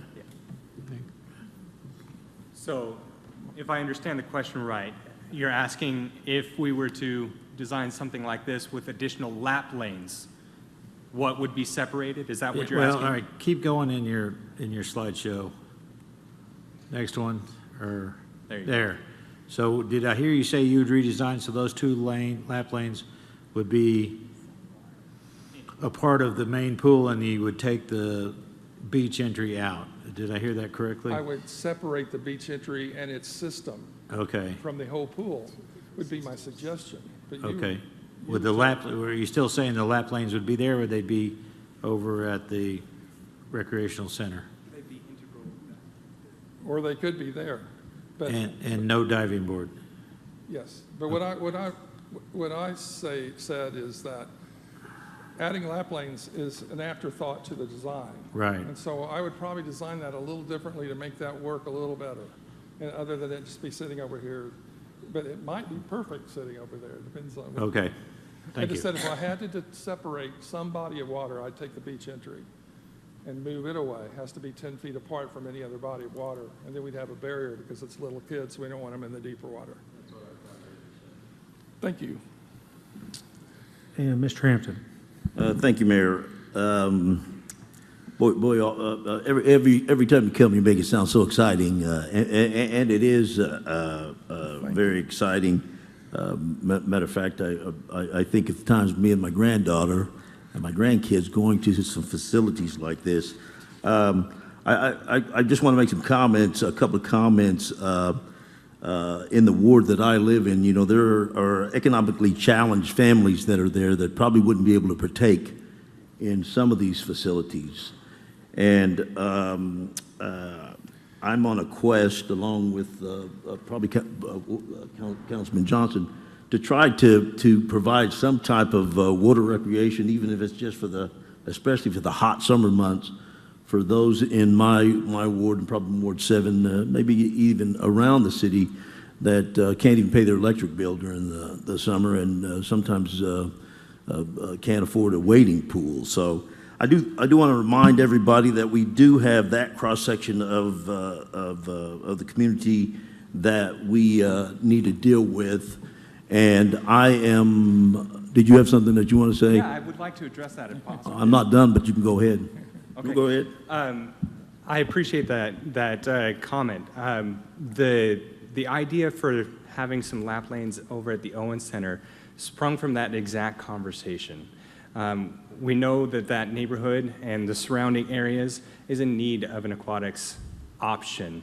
And we thought, we're still in the process of finding out exactly what's going on with our current municipal pool. But if it ends up not being a feasible project, the addition of some lap lanes and an option in that neighborhood might be an acceptable alternative. Are you done? Yes, sir. Okay, I'm going to go ahead and finish then. I'm sorry. Sorry. I'm sorry? I'm sorry. I didn't mean to cut you off. You're fine. You're fine. What I was saying was that I think that there's kind of a mandate to where we kind of try to figure out what we're going to do. I know that funding is a big thing, and that's the second thing that I wanted to bring out. I know that we could make a war zone of that pool over there, but the Cultural Preservation Committee, along with SHPO, has found that there's some significant historical value in that pool, and at this time we're even getting grants to try to do some things with that pool. It would be nice to work with the Parks and Rec Department on those kind of projects, and I think that Jason from Arts and Humanities, we talked yesterday about him getting with you. But there are the wading pools that have been shot down, our older pools. But I do think that it's important, as I said earlier, about the history of our city, and there are monies that are available for that. And mind you, I want to take my granddaughter to your facility too, but at the same time, I do feel that, as well as probably other council members, that we do need to focus in on some of the funds that we spend to try to focus in on some of those economically challenged families that, I mean, some of them don't have vehicles, some of them can't get around, some of them just need a little probably helping hand from the city. So we can't forget those people, and I think that as I press towards saving some of our historical value in this city, which was a war zone. At one time they tore down our whole city downtown. I think it's important that we make sure that we keep that in the back of our mind, that there is historical value in some of those things, whether they be put in museums. That pool that you're talking about actually is a part of Mattie Bill Pool, which is one of the founding families that founded Lawton and in that park. Secondly, lastly, I think that I'm not really wanting to try to bring this up for any discussion, but just to make sure that everybody understands that the Cultural Preservation Committee is working very hard to try to put funds together. We have some funds that we can do some stuff at the city pool, and all of our parks are going to be put together as a WPA package to try to put them on the National Historical Registry, and that work is here. So I just want to comment on those two things that I think of concern that I'm actively doing some work on, along with some of the other council people. Thank you. Okay, if we decided today that we wanted to build the 8.25 and put the lap pool down at the Owens, how long does it take to get the plans? How long does it take to get it constructed? I think you would be doing an RFQ that'll probably take 2 weeks out in the field, 2 weeks for you to decide, so that's 1 month.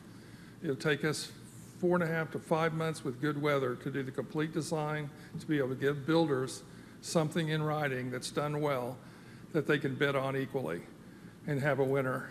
So I think now we're at 6 months, maybe 7, depending on how long that process is. And this build is probably 8 to 12 months, depending on weather. Okay, so if we decide now we're April or May before we're bidding, then we're how long Just under being construction? honest, you'd be open with something spectacular in 2025, May 2025. Okay, no, what we need a definite timeline, because this is municipal government. We tend to drag things out. And we need to, let's do this. Can you give me a timeline to be open? Yes. I know we won't open on April 1, but I know nothing runs on time. So April 1, 2025, can you give me a timeline? You don't have to give it today. Joe? We haven't actually selected a consultant to start that work yet, so it's a little unfair that he may be one of the people interviewing for it, and it'll be part of their interview process on their timeline, designing stuff, and he's not actually So it's unfair selected. for me to ask the question about the timeline? Well, he can answer it. I'm just saying that we haven't selected a consultant yet to do it. Let me say that the consultants that you'd probably be interviewing with would have the same timeline as us. So I'm not giving you WTI. I mean, that's what I can honor, but I'm also telling you that's what they take. It'll be a fair timeline for anyone. So here's what I'm saying. All right. From what I'm adding up here, we've got to make this decision PDQ, don't we? If we want to be open for 2025, and that doesn't leave us much leeway. So we got to get with the program. So what is it that we need to do today?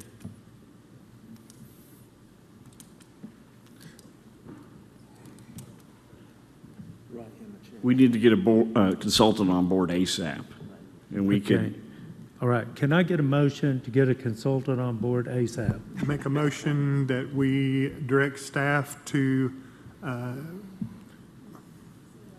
do we do an RFP for a consultant, or do we just? we can actually do an invitation type interview where we'll solicit 3 to 4 people, and we'll put together an interview committee and have them do a presentation, and we'll select them that way. That's my motion. Would you take a friendly amendment with a sense of urgency? Add that to your motion with a sense of urgency. With a sense of urgency. Does the second accept that? We have a motion and a second. Discussion or debate? Please vote.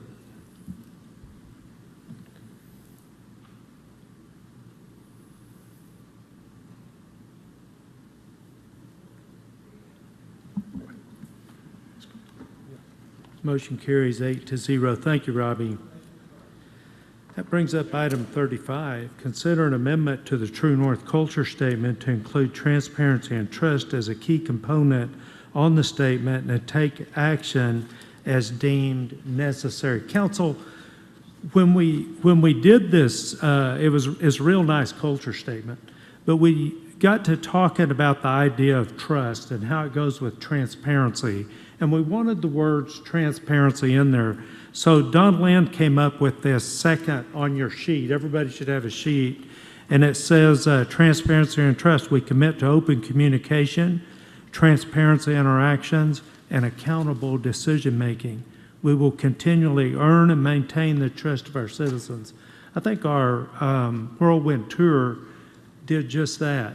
The citizens that we were able to reach, they liked that aggressive transparency, and I think we built trust. But also on the last line, we thought we'd change the last line a little bit on our pursuit of excellence to say we will not make excuses or settle for in our pursuit of excellence just because it flowed better than what we had. So if you agree, we need a motion or be happy to answer any questions. Have a motion for approval and a second. Discussion or debate? Please vote. Mr. Mayor? Yes. So along with that transparency and trust, and the thing that I've heard time and time again over the last couple of weeks is that we're not communicating with the citizens the actions that we're taking. We're taking good actions. They agree with our actions, but they don't understand because we haven't. So can we include into that we will do a better job communicating? I actually think that I really like that.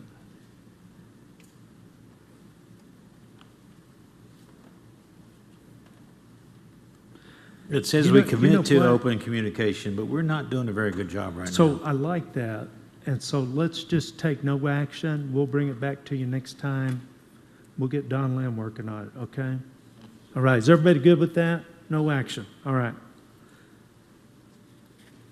Well, we did have a motion and a second, so we got to take action. Why don't you just make a supplemental motion to table?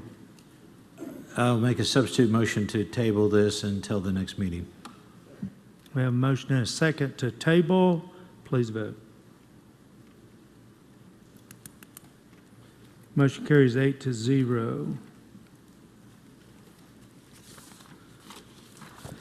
Bringing up 36, consider and take action with respect to an inducement resolution of the City of Lawton, Oklahoma, the city, declaring its official intent to approve the incurring of indebtedness by one or more of the public trust of which the city is the beneficiary, and one or more series of bonds, notes, or other evidences of indebtedness to finance all or a portion of the cost of the acquisition, construction, equipping, renovating, and improving of certain capital improvement projects to be located within the city as deemed necessary, and containing other provisions relating thereto. Joe Don.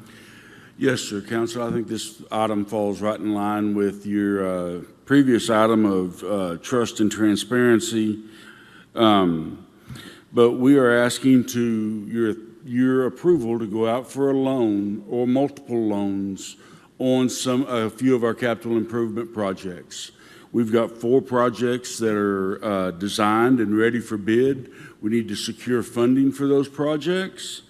They are the widening of West Gore Boulevard from 67th Street to 82nd Street, Goodyear Boulevard reconstruction from Lee Boulevard to Cash Road, the Phase 1 McMahon Auditorium addition and renovation, and the construction of landfill cells 6 and 7.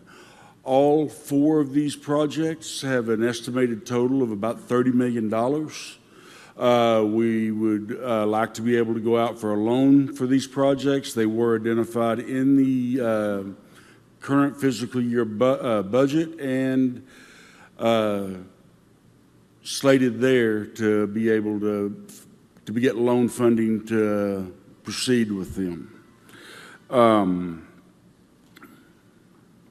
I'd be, at this point, just be happy to answer any questions that you may have.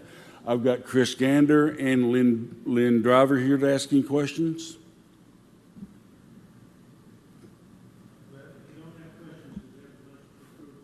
I make a motion to approve. Mayor, since this is a instrument of indebtedness, it'll require a supermajority. Just wanted to put that out before the vote.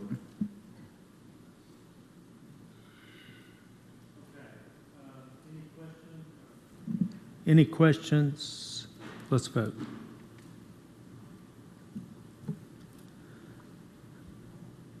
Eight to 0, that's super. Thank you, sir. We'll get right on it. Thank you. In accordance, number 37, in accordance with the True North Statement of providing world-class customer service to our citizens, discuss LPD's support of funeral processions as a general matter. Further discuss a proposed plan of action that addresses issues that have impeded police support of funeral processions in the past. Consider whether to approve said policy and adopt any floor amendments council deems appropriate. And I have John Ratliff as the information source. Yes, sir. A couple of weeks ago, I was presented with an issue where I was told that the funeral homes, like when a funeral procession was being requested, funeral homes would go through emergency dispatch as part of their coordination. Dispatch would contact LPD and tell them whether or not they could support the procession, and then dispatch would contact the funeral homes. So what had been happening, or at least it happened a couple of times, was that the funeral homes were being told that we could support the processions, only to be told later in the day that because of a higher priority call, that the officers couldn't support the processions. And that was creating issues with the families of the deceased. And it was also kind of putting the chief in a difficult position because he was forced, or it currently is being forced, to decide if he's going to support a procession or if he's going to have his officers respond to a call. So we came up with an idea of having the officers only support when they're off duty. So there'd be a pool of officers. The funeral homes would be provided with the number of a point of contact who they could call if they wanted support. And then we wouldn't have to worry about those officers being pulled away because they're off duty. So there wouldn't be any dilemma, for the chief to support the call or support the procession because the officers are off duty. So I think everything up until that point is agreeable. I think we'd even agreed, there was a meeting last week, I wasn't in attendance, but I think all the funeral homes were represented, and Chief and Councilman Gill was there.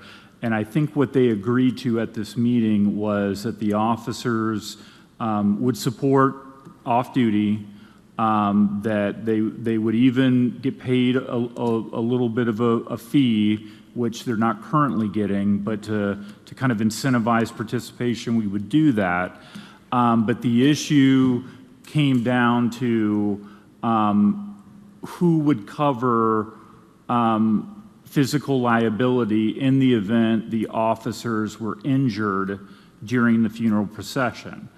So what we've done previously when presented with a similar issue was we required the private organization to provide the insurance.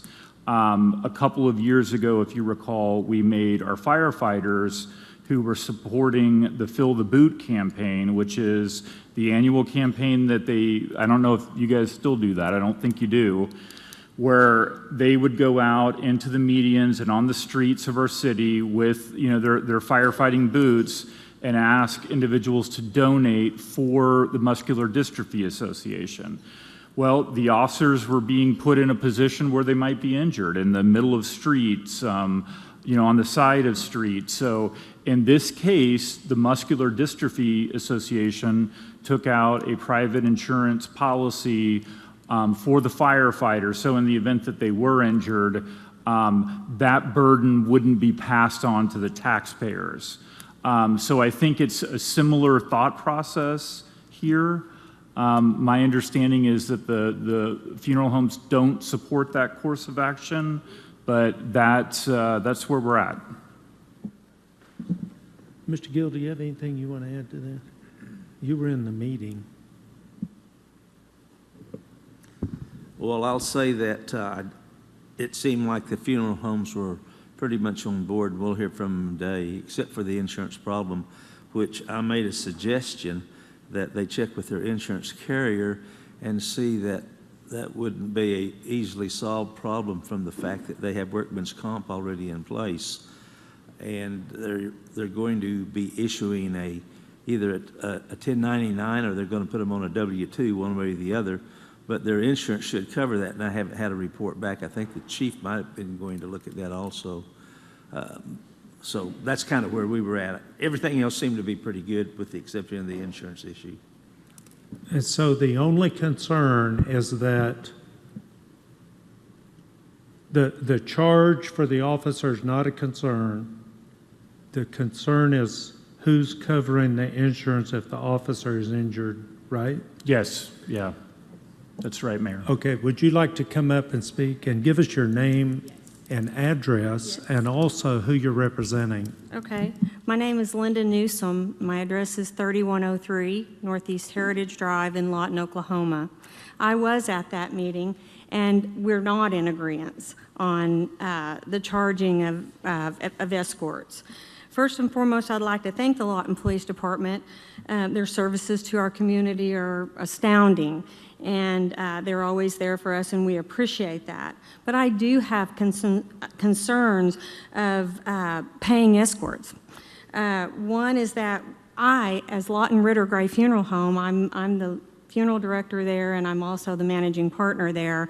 I cannot absorb that cost. I will have to pass that cost on to my families. So one of the concerns I have is, what about the families that can't afford that? Are we going to tell them that they no longer have an escort?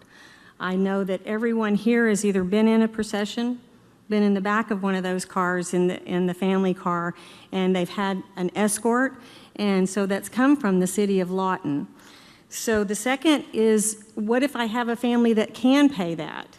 Do you have enough officers that are off duty at the time to accommodate me and accommodate any other funeral home that needs an escort? I understand that there'll be 2 escorts for every funeral, up to 25 cars was the proposal. It's not something that, there's problems there. There's going to be problems whether we pay the escorts. I wish we could pay everyone, but that is going to be passed over to our families. Not every family can afford that. And so I don't know what the answers are. I think there's a different way, hopefully, to solve this problem without any additional cost to the families. I don't know what the answer is, but I'm not in favor of it. I realize that that's possibly where we may be headed. And whatever the city decides to do, we'll abide by that. If you change the protocol on that, we'll abide by that. We're law, and, you know, we follow the law. And so, but I just wanted to thank you for visiting with me and letting me tell you that I'm not in appliance with that. Okay, why don't you just have a seat on the front row? We may want to ask you a question. Amber, we need your name, address, and who you represent. Amber Walmavoya, 6210 Northwest Cash Road. I'm with Winnery Huddleston Funeral Home. I'm the FDIC there. I first and foremost want to start off by saying that I am not aware of any off-duty police officer that provides a police escort that does it unpaid. These are services. Our police officers are very valuable. Their time is valuable. I know they pick up a lot of shifts. I know that we are short-staffed in the police department. I am 100% for paying these officers for taking on this responsibility on their own personal time. That's first and foremost. Norman pays, Oklahoma City pays, Moore pays, every large municipality pays. As far as passing the cost off onto the families, funeral homes have things called honorariums. Families pay ministers to speak at funerals. Linda manages a cemetery that charges a setting fee, I believe, or an administrative fee if you don't buy your outer burial liner from her. That's just a fee. They're just matter of fact. If the families do not want to pay for the police escort, then we can have them meet us there safely, and they go under the assumption that we do not have an escort. We follow the traffic laws just like they do when they drive anywhere else within the city. The problem that everyone has collectively, I guess, had an issue with is the insurance. Our argument on that is by providing the escorts, the officers are still providing a service to the community. It's very dangerous when you have 40 cars driving in a procession and there's other people on the road. So I feel like even though they're doing this privately, off duty, it's not the same as if they were a bouncer for an establishment. They're still providing a service to the community when they're off work and getting a stipend for it. So I respectively feel that the liability should still go on the city because that is a service, even off duty, that they are providing to the city. Thank you. Chris?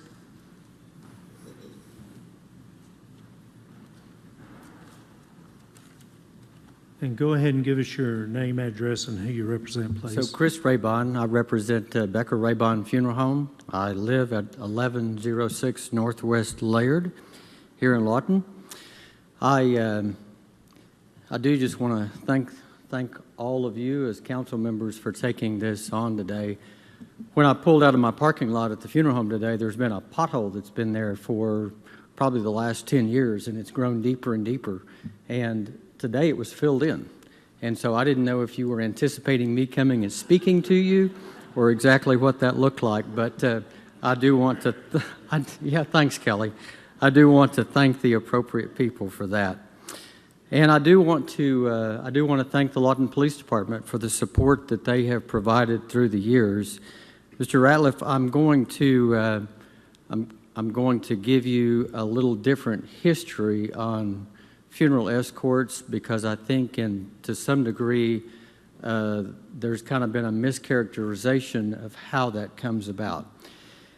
I've worked as a funeral director in this community since 1986.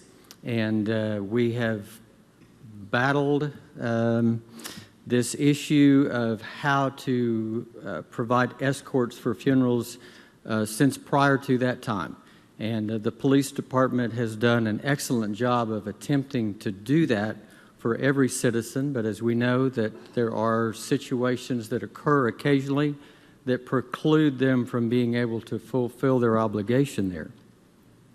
The police department has, through the years, tried to come up with some creative ways to provide that.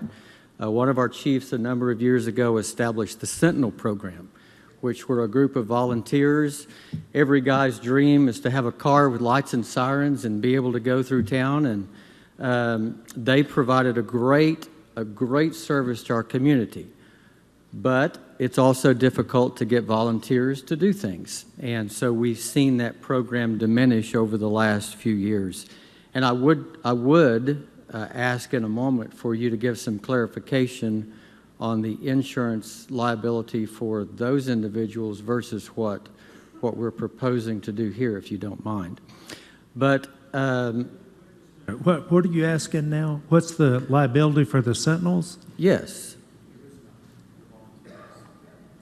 There's no city liability for volunteers? then how are they insured? Okay. But yet you give them a car with lights and sirens and they're able to provide an escort for a funeral. I don't give them anything. I mean, Chief, do you want to comment on this? Do you want to, I mean, are Sentinels allowed to use police cars and police equipment?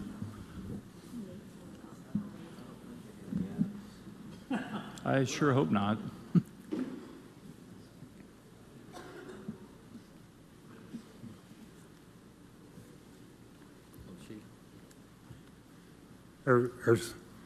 Our Sentinels have in the past been able to drive police vehicles, but what they've been able to do is go out and take minor reports, minor accidents, and they have provided traffic control from time to time. And yes, they have did some escorts, as he was talking about, and we're just having a hard time getting volunteers to do that.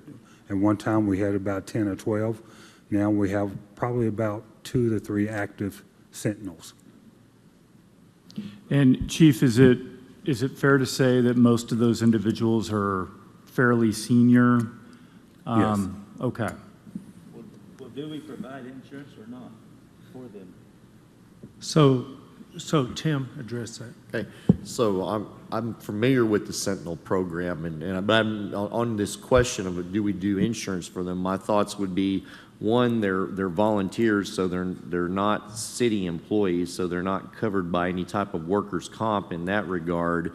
Two, the city itself with its vehicles, I think recently we might under OMAG have insurance for damage to our vehicles.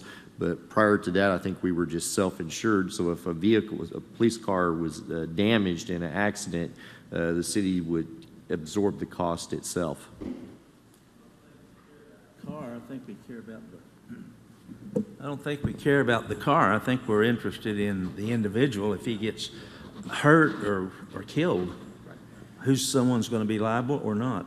And if so... So my understanding on that is they are not city employees, so they're not covered under workers' comp by the city. Okay. Well, at present, they would be, because at present, the funeral homes have no insurance policy.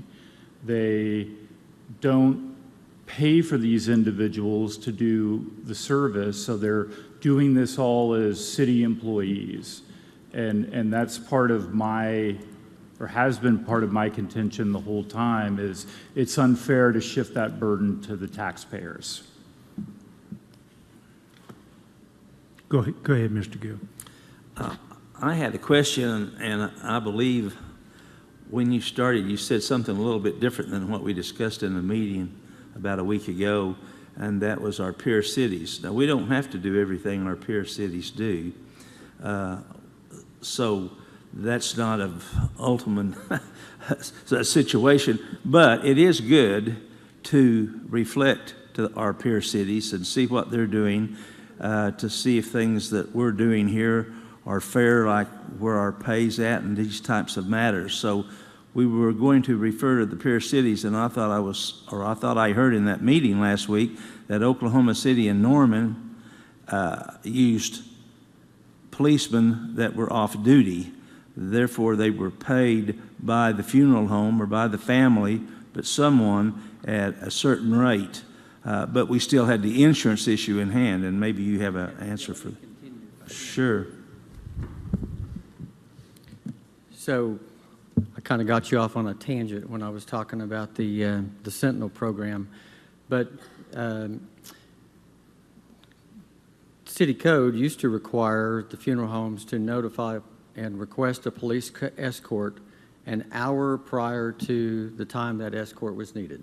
And that was kind of challenging sometimes because you'd call at the beginning of a funeral or 30 minutes before a funeral started, and you'd try to guess when that escort was needed. And the city did a great job trying to accommodate us, but that was very short notice. And so Chief Smith, a number of years ago, we had a similar meeting, and he established a policy where we would call dispatch the evening prior to a funeral service, and we would actually schedule that event. And we were not promised an escort at that particular point in time. So to say that that was something that was promised is a mischaracterization. We were told that if the city could provide an escort, one would be available. It is not uncommon occasionally from time to time that when a funeral ends and I have reached the appointed time that I need that escort, that one does not appear. It's not a situation that is catastrophic. It's just simply one where we have to inform a family that we've called for an escort, we've checked again with dispatch, and they have no units available because they've had something that takes priority over us, which certainly understandable. And so then we abide by the remainder of the city code, which is just simply to make our way to the cemetery in a safe manner. We're required to adhere to the traffic signals and traffic laws, and you get there and you delay, and then everybody gets there most of the time without incident. You're driving on city streets, so there's always an opportunity for something to happen. The swimming pool presentation a moment ago is not unlike any other presentation where it starts with pitch and then you get to price.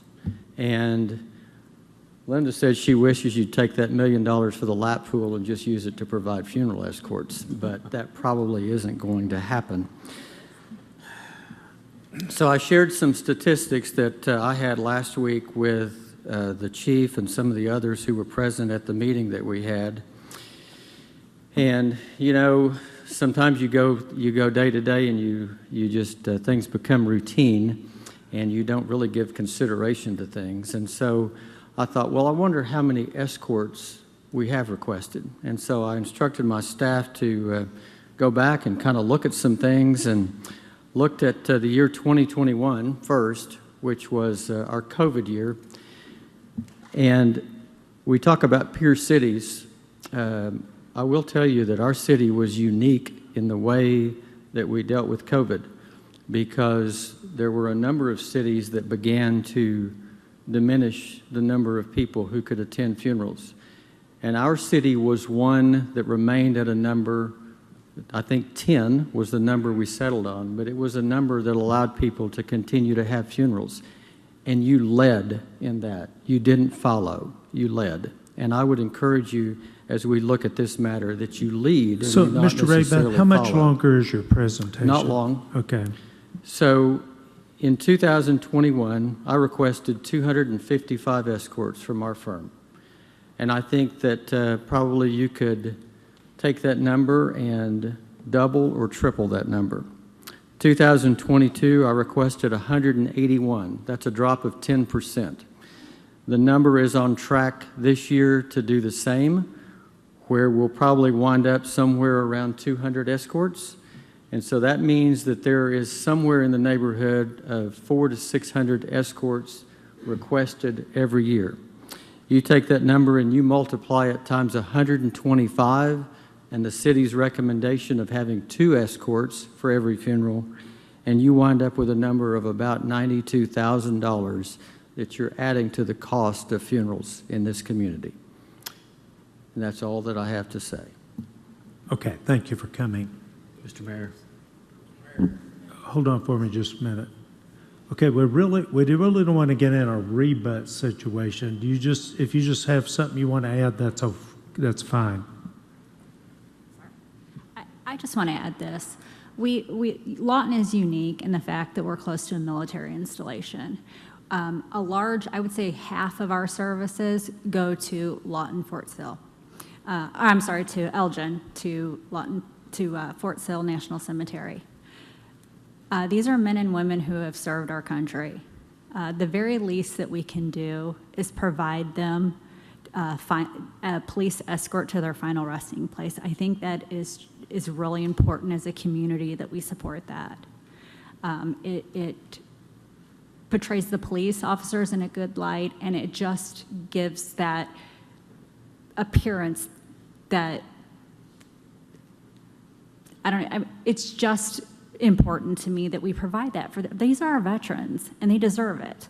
And however that looks, whether that's paying a fee, that's not paying a fee, you guys all work really hard. The chief works hard. I don't think anybody here wanted to create any type of extra headache or anything for anybody, but I would rather go back to just doing it as is. If we all can't come to agreement, I don't want it to be an argument, and I don't want it to be, any contention, but I do think that if nothing else, prioritizing police escorts at least for our veterans. Thank you. Thanks. Mr. Harris. I wanted to get off into the weeds just a little bit and ask a couple questions.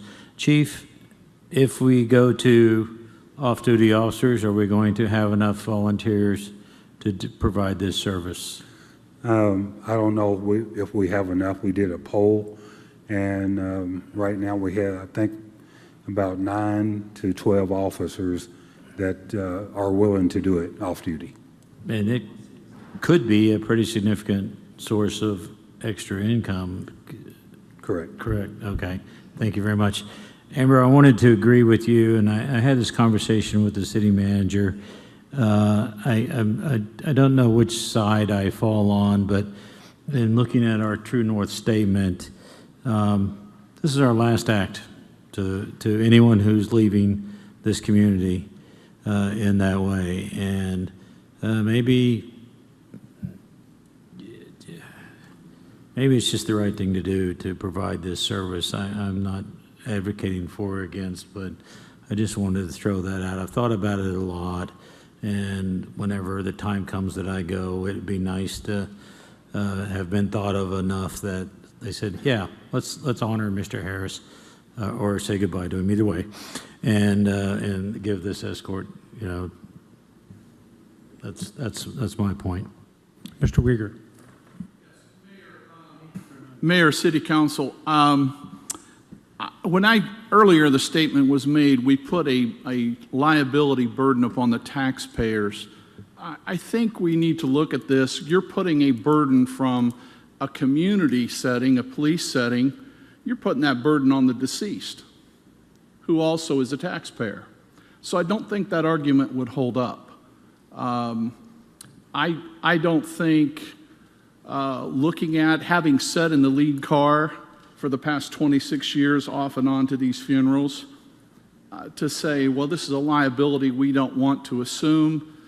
I think it has to go back to world-class customer service, looking at efficiency from our North statement. I'm not sure this is the solution. Do we need to do something? Yes. There's been many times we have gone to the different grave sites of the deceased without police escorts.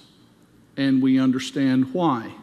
But we've got to find something that does work for all parties involved, even the deceased taxpayer. In any of that, or no? Okay, Mr. Hampton. Thank you, Mayor. I too, like Councilman Uyghur, have been to a lot of funerals. And our church is a fairly sizable church.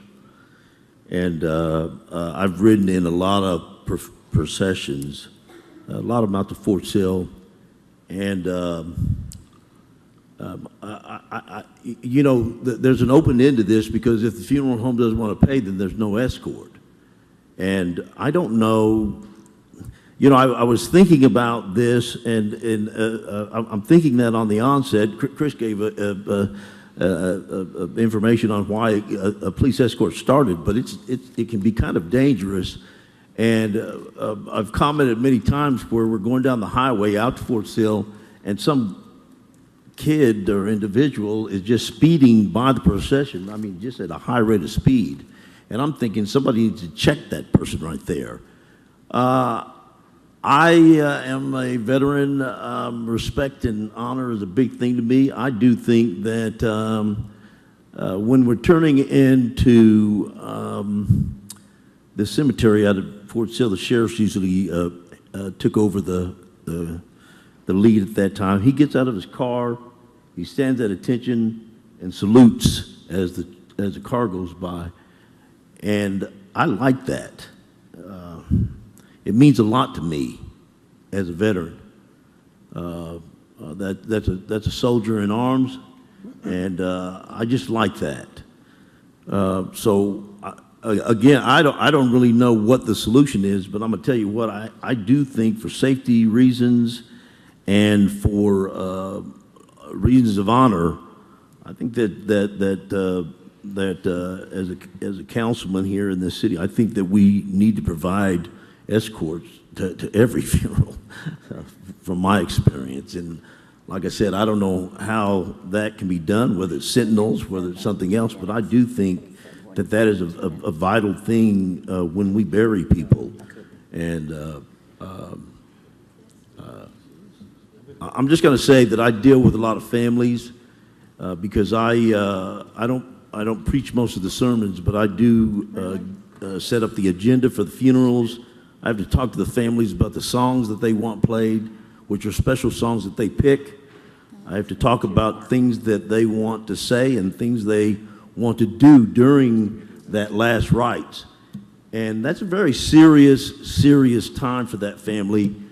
And I'm going to tell you what, a lot of times those families are not with it. They are really out of it. And rightfully so. That was a very, very high-stress, tragic time in their life. And I think that they feel like there's some bit of security with having an officer with them. So I just wanted to make those comments as somebody that is very active in that business.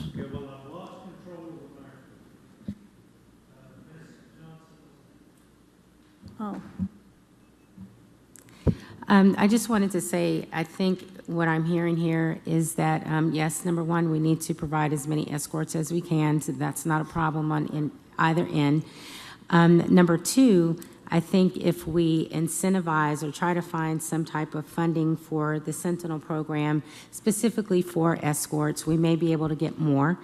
And then also, as a contractor myself, I know that when I'm providing a service to my clients, I have to have personal insurance to have them in my car. Maybe when we look at how to incentivize that program, then maybe some type of reimbursement or something for those that are providing that service. In addition to those 9 to 12, hopefully more police officers that are willing to provide escorts. So I think when we look at the overall picture, the issue is making sure the safety of these processionals are happening. So I just wanted to say that, and perhaps maybe this needs to go back to the committee that was looking at it, so we can kind of maybe look at some of those things, because this is vitally important. Ms. Hankins. There we go. I know what I want. I don't always get it, as you can see.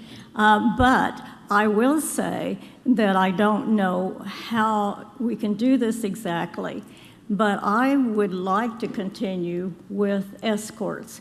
I love the history of it. I just have a sense of pride. I want people to pull over for a funeral procession. I mean, I won't mention my age again, because I've been doing that a lot lately, but I kind of go back to the respect and how good that feels when you're in a procession and you see people stopping to respect the person who passed away. And that's still real important to me. I wish it was important to younger people too, because I think it's a wonderful tradition. Now, I don't know how the city manager is going to get it done, though, so that's not my problem, right? Mr. Harris. I will make a motion that we continue to provide escorts, that we do it on an off-duty basis, that those officers are compensated, and that the city finds a way to provide that compensation. I'm a little bit confused about how they're off-duty if we're paying them. Okay, I will amend that to say that we... Sounds like you just want to continue providing the service. Not as is, because currently I think the policy's in effect that that the city's not paying the officer. Well, the city is paying the officer right now. The city is paying the officer. The funeral homes are not. But at certain times we do not have officers escorting, correct, Chris, Loon? Okay, hold on for me just a minute. Okay. Can I get clarification of the current policy? Yes, Mayor. The current policy is that the officers are paid by the city. We provide, they're in uniform, we provide all the equipment, and they are covered under our general liability and workman's compensation. So that is the current way things stand. And we provide as possible? Yes. Subject to higher priority calls? Correct. Is your motion to continue that policy?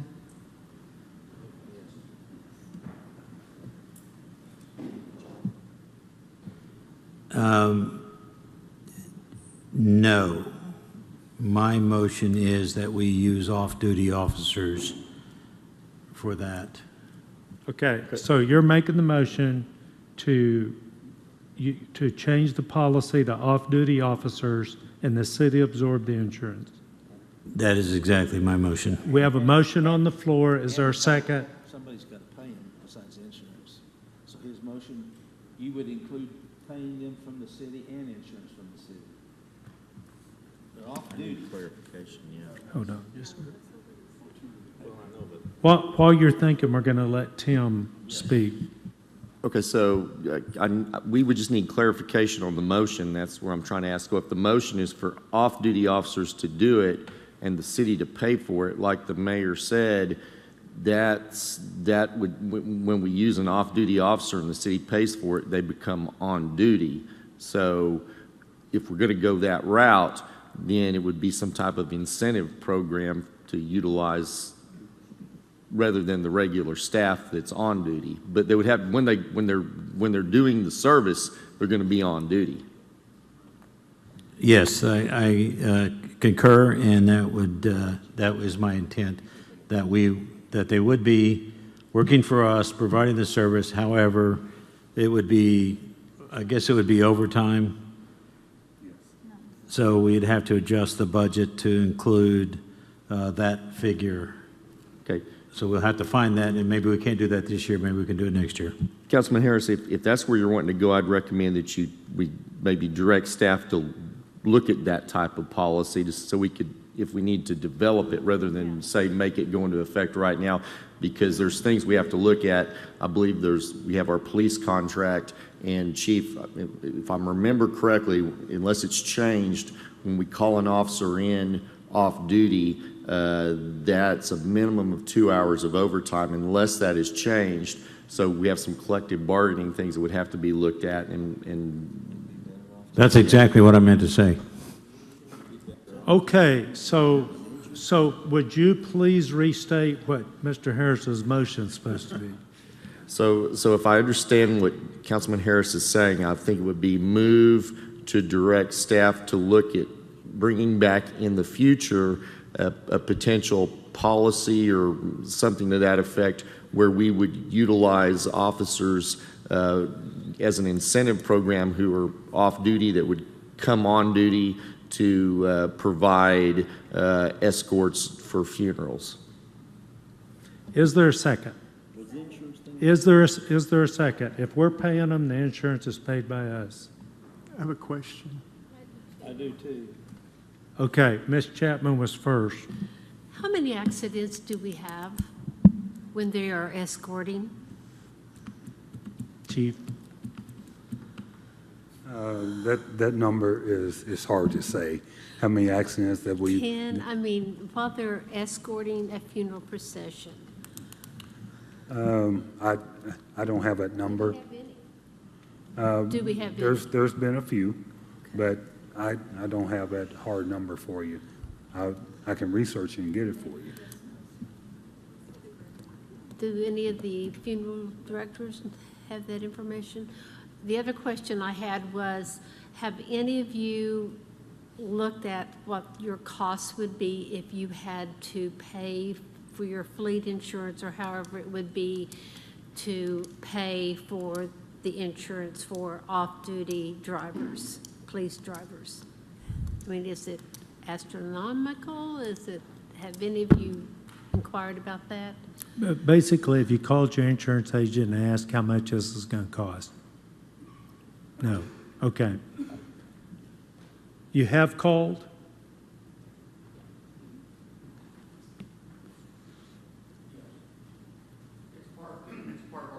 Come up to the microphone for us, please. We got a deaf mayor. I got a blind eye. Christian Coral, 244 Northeast Eagle Road, within Huddleston Funeral Service. Our insurance covers the workers' comp on a 1099 employee, so it doesn't cost us anything on our insurance. Okay, because they're a 1099 contract employee, you don't carry insurance on them, which potentially still throws it back on the city. No, he has insurance. He covers it.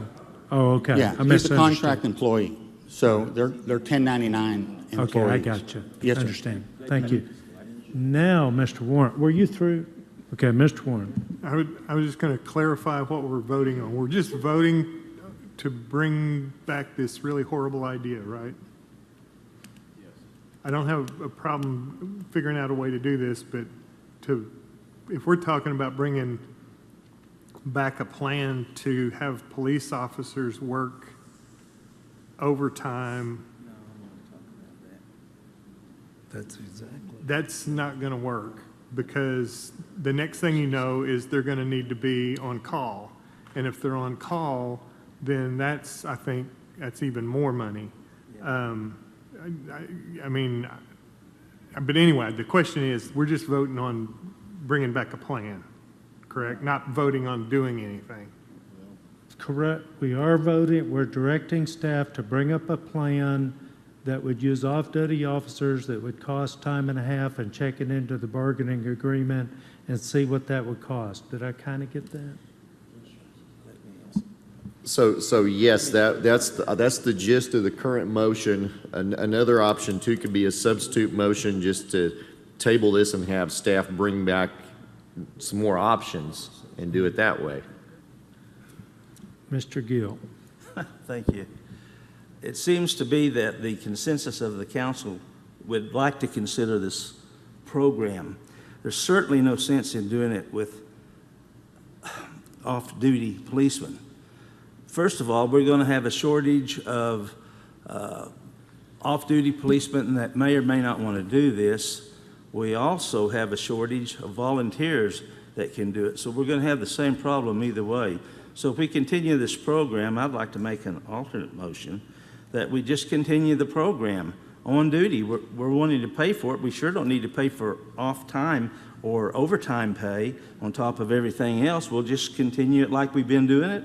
We'll pay for the policeman. He'll be on duty. He'll use the car, and we'll take care of the insurance. There's not really any need to have a... Okay, we have a substitute motion on the floor to continue the policy as is. Is there a second? We do have a second. We deal with the substitute motion first. Debate. I concur.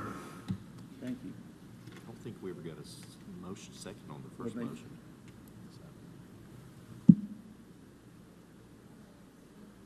Okay, so we didn't get a motion on the first one, so that's fine. We've got one we're working on now. Please vote.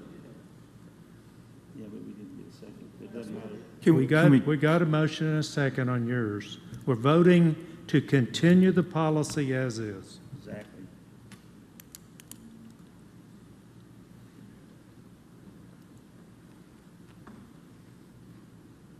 You got it.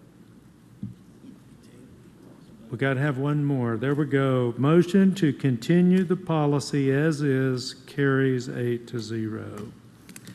Item number 38, in accordance with the True North Culture Statement, by seeking to provide a safe environment and opportunity for our children to thrive, consider an ordinance pertaining to recreation, amending Section 19.3311, Article 19.3, Chapter 19, Lawton City Code 2015, by prohibiting use of throw nets in Lake Helen and Liberty Lake, providing for severability and establishing an effective date. Mitch. Good afternoon again, Council and Mayor. This ordinance was proposed to ban the use of cast nets or throw nets, particularly at Lake Helen and Lake Liberty. As you know, those are small lakes, and they're designed mostly for recreational fishing and other opportunities in that direction. Currently, they're stocked, at least Lake Helen is stocked twice a year by the Oklahoma Department of Wildlife Conservation. They bring fish in twice a year for that lake. We'd like to start that with Lake Liberty. I believe it was that way at one time in the past, but we're still looking into that. But being stocked twice a year by the Wildlife Department, large volume fishing is not really a sustainable option. So we're looking to amend this ordinance to ban that practice at both Lake Liberty and Lake Helen. Make a motion to approve the ordinance, waive the reading of the ordinance, read the title only. I have a second. Do you have a second discussion or debate? Yeah, Mayor. Yes. Just one question. I guess we're going to put signage up about that. I didn't even know they were out there throwing nets out there. That's kind of. Yeah, that's something that's. We're planning on putting signage up to try to, and then enforce the. Yes, being an ordinance after passing, and it will be an enforceable thing, and we can put signage out there to that effect. Okay, thank you. Please vote. Sorry, an ordinance pertaining to please read the recreation, title. amending Section 19.3301, Article 19.3, Chapter 19, Lawton City Code 2015, by prohibiting use of throw nets in Lake Helen and Lake Liberty Lake, providing for severability and establishing an effective date. Please vote. Motion carries 8-0, bringing up item 39. In accordance with the True North Culture Statement of doing everything for the citizen, consider an ordinance pertaining to personnel policies and procedures, amending Section 17.14138, Division 17.14, Article 17.1, Chapter 17, Lawton City Code 2015, by clarifying rate of pay for shift differential, clarifying when a qualifying shift employee will receive shift differential pay, providing for severability, and establishing an effective date. Craig. Hello again, Council, Mr. Mayor. Occasionally when we go through Chapter 17, like Human Resources is required to do, and we go through policies, we find places where things are done inconsistent because certain codes or certain policies may have some different interpretations to them. And this is one that we found that was done a little bit inconsistent on when an employee gets shift differential pay. Some of them would give it to them whenever they worked just after 5 p.m. or before 5 a.m., but if they came to work at like 3 o'clock to 11, they may not get shift differential for 3 and 4 o'clock, those 2 hours. Whereas one interpretation says, well, if they work the whole shift, they're supposed to get it for the whole shift, as long as 50% of it is between 5 p.m. and 5 a.m. So we just clarified code a little bit to say if an employee works their scheduled hours and at least 50% of it is after 5 p.m. and before 5 a.m. in the morning, they get shift differential for their whole shift that they worked. Questions? Motions? Move to approve. Move to approve, waive the reading of the Waive the ordinance reading. and read the title only. We do have a second.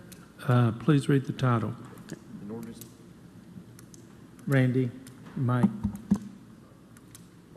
An ordinance pertaining to personnel policies and procedures amending section 17.14138, division 17.1.4, article 17.1, chapter 17, Lawton City Code 2015 by clarifying the rate of pay for shift differential, clarifying when an employee qualifying for shift employee will receive shift differential pay, providing for severability, and establishing an effective date. Please vote. Motion carries 8-0. We're going to take a break.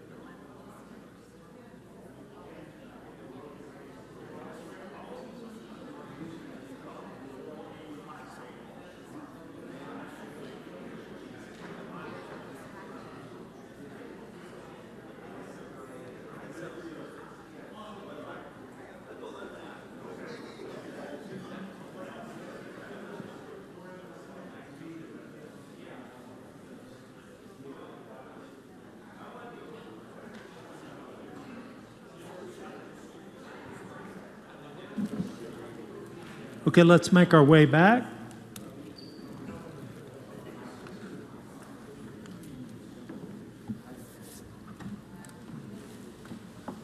Okay, staff reports, number 40, receive a report on the status of the HVA systems at the H.C. King Patterson and Owens Community Centers and direct staff as deemed necessary. Mitch. Hello again. I apologize. My contractor, Tom, doesn't appear to be in the room anymore. But I am happy to report at this time the AC systems at all 3 recreation centers are operating. In some cases, particularly at the Owens Center and at the King Center, they are temporary fixes in anticipation of permanent fixes coming up in the coming weeks. The parts for those permanent fixes have been on order since March of this year, so they are on their way. But in all 3 recreation centers, those systems are functioning. In fact, I got an email while we were sitting here from Charlotte saying that it's a little too cold in the Owens Center at the moment. So there are still a little bit of control issues going on at the Owens Center, but it is cool in that building. There is some work to be done at the King Center also, but they've been able to reduce the temperatures down to about 72 to 74 degrees in the building. So we're happy to report that. I was going to have Tom come and talk to you a little bit about the work that has, oh, there he is. Tom is going to give a minute or two talk about what's going on at the 3 recreation centers and what he has coming up. Good afternoon. Tom Milam, Duncan with Air Solutions. So entertain any questions. Well, from initiation from last year anyway, we took over a pretty good task. The equipment at these particular centers is outdated and at its end of life cycle. So initially we started trying to get new units ordered last year. And they finally cut loose back in March to replace the units at the Owens, Owens King and Animal Shelter. So those were the worst shaped units in the system.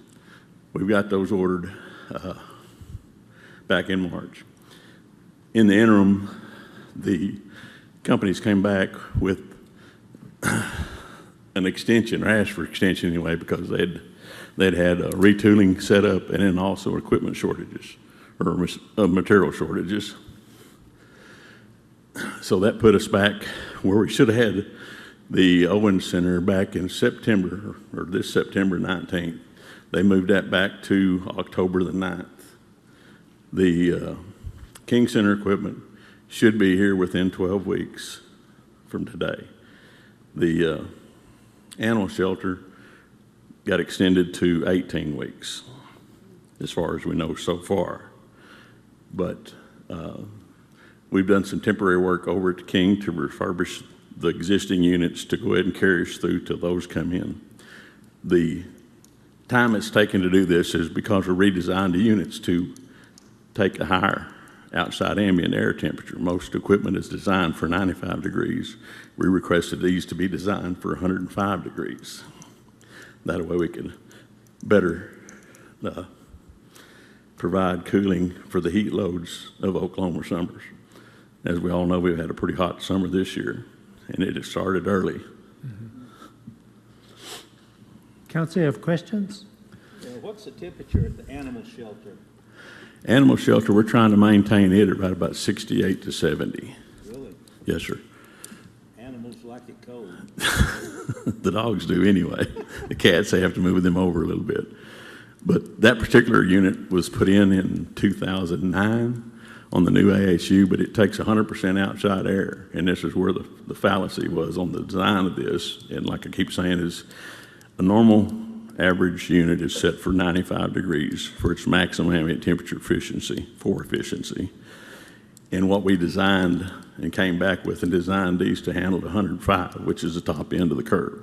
Well, the equipment down there right now is still working. Use your mic, please. Well, they've got one new AHU units, and then they also did some renovations in the actual office areas and stuff. Those are new units, but the existing carriers that are out there are way beyond date. They're at 20 years old. We've got one unit that the heat chambers completely burn up in. It's due to the environments because the one is back in the laundry area, which handles a lot of chlorine and a lot of the urine odors, which also puts off ammonia, which also is corrosive. Mr. Hampton. Thank you, Mayor. Tom, so these have been in there 20 years. What is the life expectancy of one of those units, that one of these, because are all of them like 20 years old? Yes, sir. There's some out there older than that. The King Center itself, anyway, or the Owens Center, that particular unit over the gymnasium is probably 25 years old. It should have been replaced before then, I'm assuming. Yes, sir. That's what we've talked about, is actually trying to come up with a schedule and predict our life expectancy, which is right at 18 years. Yeah, and then maintenance, and do we keep, are they all like the same units, or do we keep spare parts, like spare compressors? I keep spare parts for majority of what we see we're working on anyway, but we've got a variable mix of equipment throughout the system in the city. Yeah, no doubt. But like, let's say some of that equipment at the animal shelter, you order something and it's out 6 months. Do we order 2 of them in the event that we have a spare? Right. We order another one. We try to keep spare parts for that particular unit we're putting in or working on, due to its age. Yeah. Some of them are some of them we can't get parts for anymore. We have to go in and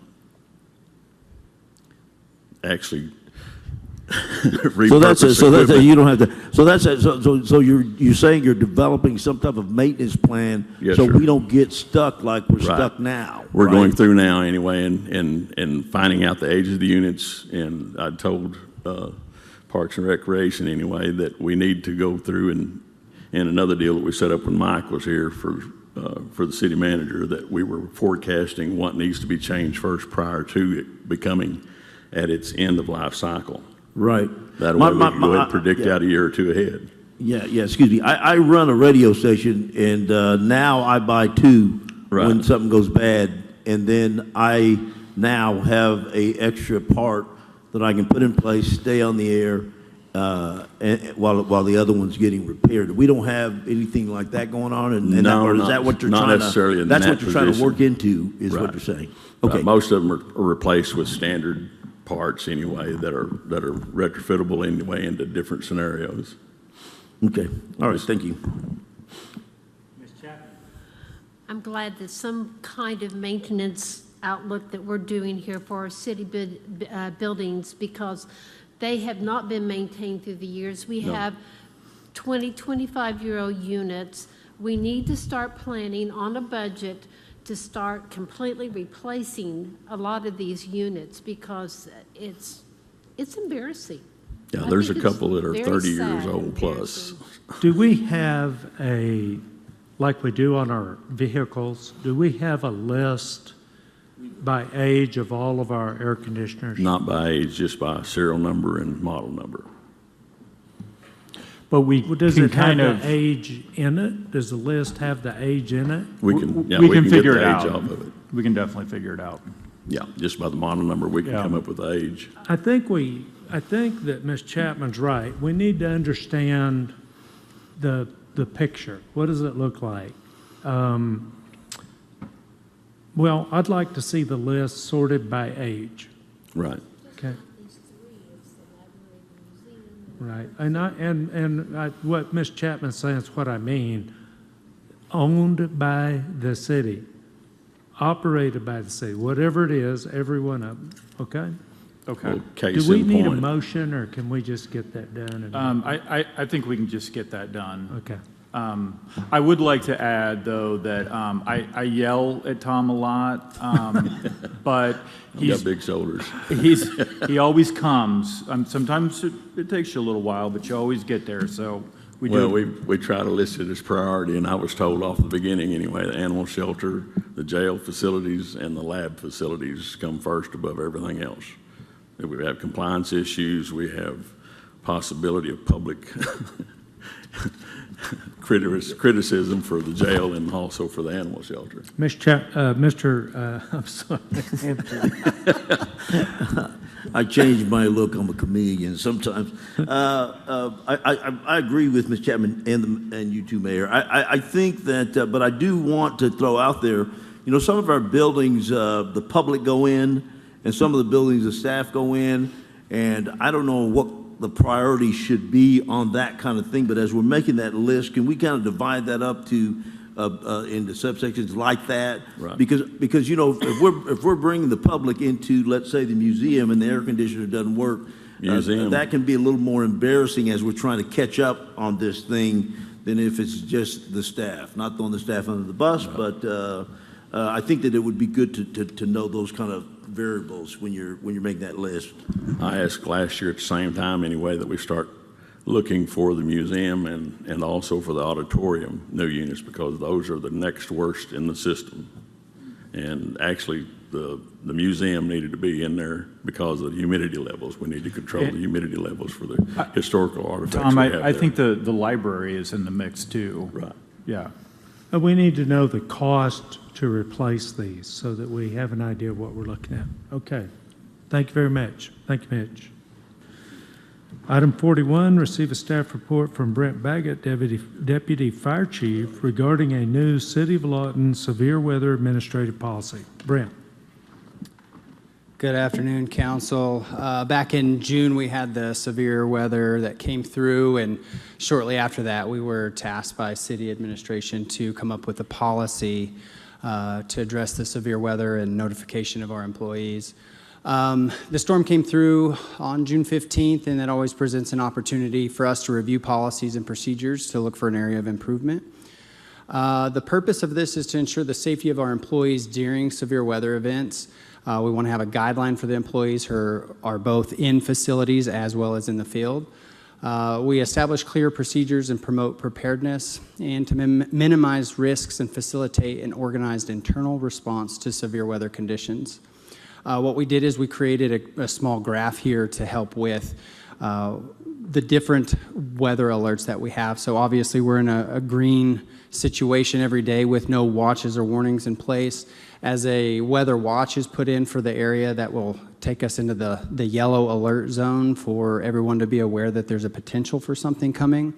As a warning is issued, we would move into a red level, and that's for the awareness of you if you're in the field or if you're in a city building to know that you have weather coming. This will work with our HR partners for training to allow those employees to either start preparing to shelter in place, or if they need to go home if we have a snowstorm or hail or severe winds coming through. And then we created the last level here, the black level. So what this will do is this will be the shelter in place immediately. Severe weather is taking place at that time. So in summary, the goal is to just provide a safe working environment for all of our employees. Being weather aware is everyone's responsibility, top down, management, supervisors, and employees. It's going to help with communication, preparedness, and training are the keys for this to be successful. That's as quick as I can make it. I'm open for any questions or anything like that. Mr. Mayor. Brett, I was here when that storm hit, and there were several employees here and some that were coming back. It's not clear to me downstairs where that shelter area is. I think we need to do a better job of marking that so that people know where to go without having to be directed if possible. Sure, we can look into helping with proper mapping and notification in the facilities. All of that should be in place, but if we need to increase that some, we can work with the building and grounds and the partners that are in charge of that. Anything else? Yeah, thank you, Mayor. Is this wasn't there like a code, some app or something, or some code 202 or something that we used to have? Is Let this me hand part that of that? Yeah, okay. We used to utilize Code Red. We're in the process of working with our county emergency management partners, City County Emergency Management with Clinton Langford and his crew. They're developing an app. They're actually purchasing for that. We're going to have free, so we'll be saving the city money. We'll be able to send messages to not only external partners in disaster, but also our internal employees by employee groups. So it's going to allow us a better messaging plan. We're working with Caitlin and the marketing division, and so it's going to be a great tool for all of us to be able to utilize and send information out citywide better. So I think that's what you're asking, is something like Yeah, there was something that. we had Code Red before. Yeah, it was We've like been to. You kind of sign up for the code thing and it sends you alerts. Yeah, we had Text My Gov. We've been through 3 or 4 different iterations. But we don't have anything. Oh, that's We gone. have Text My Gov today, but this one will be this as we're moving to this with Clint and City County Emergency Management. This will be the first time we've had a concerted effort for both organizations working together, which should be better resources and better information coming out. So hopefully we're streamlining it with the True North and utilizing that to So better you're reach going our to work with citizens emergency and management our and both employees of them? better. Yes, Okay. sir. Thank you. And just to highlight that this is just an internal policy here for our employees that are out in the field. You know, we had a lot of vehicle damage and building damage. So just to try to make sure everyone's aware that they're also responsible for being aware of the weather coming in and then what safe procedures they can take place once that gets here. Anything else? Thank you very much. Thank you, guys. And now brings up 42, report on utility services operations. Joe Don.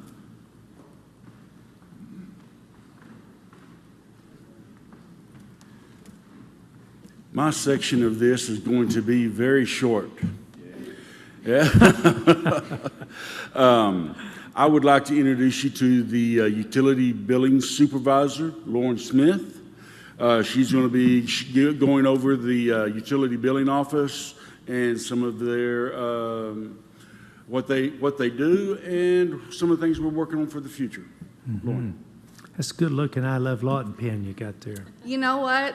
My mayor gave it to me today, and I've never been more proud. How about that? You haven't lost it yet. That's I good. haven't. You know, that magnet's super strong. Council, Mr. Mayor, thank you so much for having me today. As we focus on the True North culture and that everything that we do is for the citizen, the City of the Utility Services team wants to highlight what we do and what we are doing to provide world-class customer service. Do we by chance have that PowerPoint? Okay. I gotcha. So there's a beautiful PowerPoint that goes with this. I just did not get it in time. So the Utility Services Department is comprised of our department manager, who oversees day-to-day operations for the entire department, handles cycle and hand billing, focuses on the continuation of the education for herself and for the office supervisor. The head cashier handles the deposit for the City of Lawton, completes all water transactions, works closely with finance department to ensure accuracy between transactions and the bank statements, handles all lodging tax payments. The office supervisor provides day-to-day operation for full-service representatives, handles the final billing, hears and manages customers' issues and complaints, and implements continued training to ensure representatives achieve world-class customer service. Our full-service representatives in my front office, they handle the setup, the transfers, and turning off of our accounts. We take the payments and educate our customers on how to use both the automated phone system and our online payment system. They hear the customers and address all matters with a sense of urgency. Our full-service representatives in our billing office handle the incoming and outgoing phone calls for utility services, assist with payments, and walks through the automated system with the customers on the phone. We handle assigning hydrant meters, importing meter readings, our collection accounts, our thefts, pledges, and our landlord accounts, all within that one office. Our full-service representatives in the month of July handled 4,590 transactions. They set up 400 new accounts and handled 7,758 phone calls. Our head cashier also processed 10,866 payments that were completed by AutoDraft, our online payment portal, and by our automatic phone system, which gives us a grand total of 23,614 transactions just in the month of July alone. As we strive to be the most efficient department that we can be, our call trends have seen a strong decrease, not only in the volume, but also in wait time. These factors, along with our pursuit of excellence, shows our dedication to making the customer's time a priority. In true North fashion of providing world-class customer service, we have heard our customers' comments, questions, and concerns.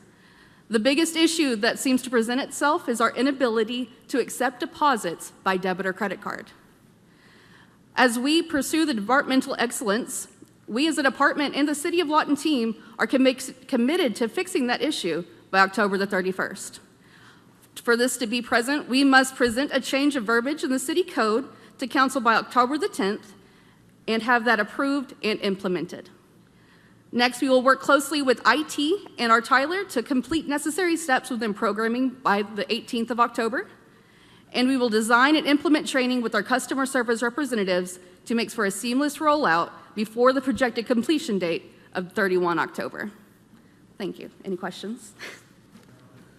Well, I don't have a question, but this is very exciting. It sounds like we're really moving in the right direction in that department. It sounds like you're evaluating all of your policies and procedures and making it easier to get signed on for an account. I like that. Questions? Mr. I just had Hampton? one question. So we're talking solution-oriented Yes. when the customers come in? Correct. Okay, thank you. Okay, and I can tell that you're serious when you use the words like world-class customer service. Yes, sir. Thank you very much. We Of course. appreciate that report. Mayor, Council, I would like to make one more additions that Lauren didn't have because our PowerPoint wasn't ready or wasn't presented. We since August 22. For the month of August 22, we had 17,727 phone calls. In July of 23, we had 7,758 phone calls. Our hold time in the queue went from 6 minutes and 41 seconds to 40 seconds. That's what happens with world-class service. That's the reason Lauren is in her position. All right, we appreciate that attention to the True North statement and to the citizens. Any further comments or questions before we go on?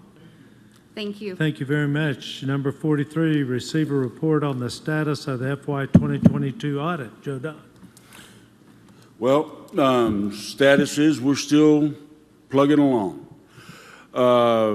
We are working to get that done as expeditiously as possible. Currently, we've got, out of the staff that I have on board, I've got 2 accountants dedicated to nothing but the audit. All other workload has been taken off of their plates and redistributed. We have, along with these people, we have the new internal auditor working with us. And as early as this week, we've got the deputy city manager working with us. We are also preparing specifications to go out to hire 2 contract accountants to work on site with us to get this, get our audits caught up and in place. We are currently behind on the 1922 and the 2022 and the 2023 audits.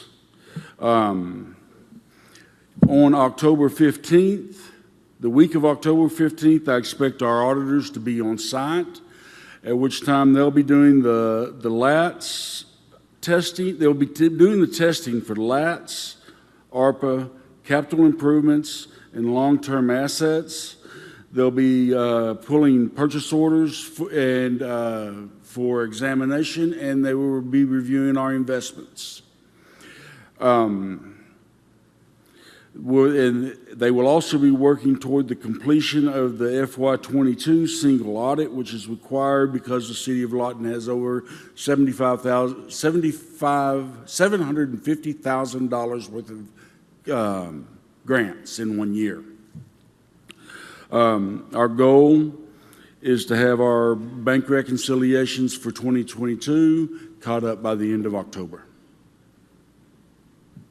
Question. Yes, sir.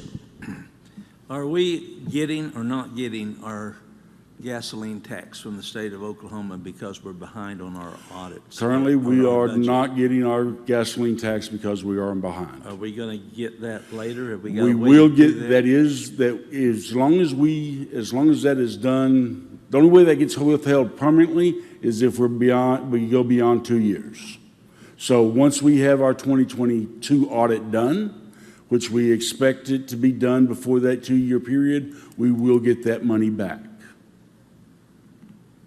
Okay. It's quite a bit of money, isn't it?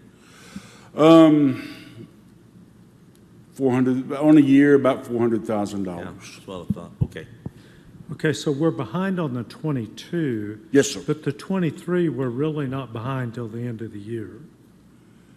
Well, the 2023, starting June 30, 2023, is due by December 31, 2023. Yes. Okay, thank you. Now, you said the bank reconciliations would be done by October 31. Does that put us near complete? I'm not really sure what that means. Okay. What's holding us back is, in having the auditors do the complete audit, are the cash reconciliations. And those we expect to have done for our main cash account. We've got several cash accounts.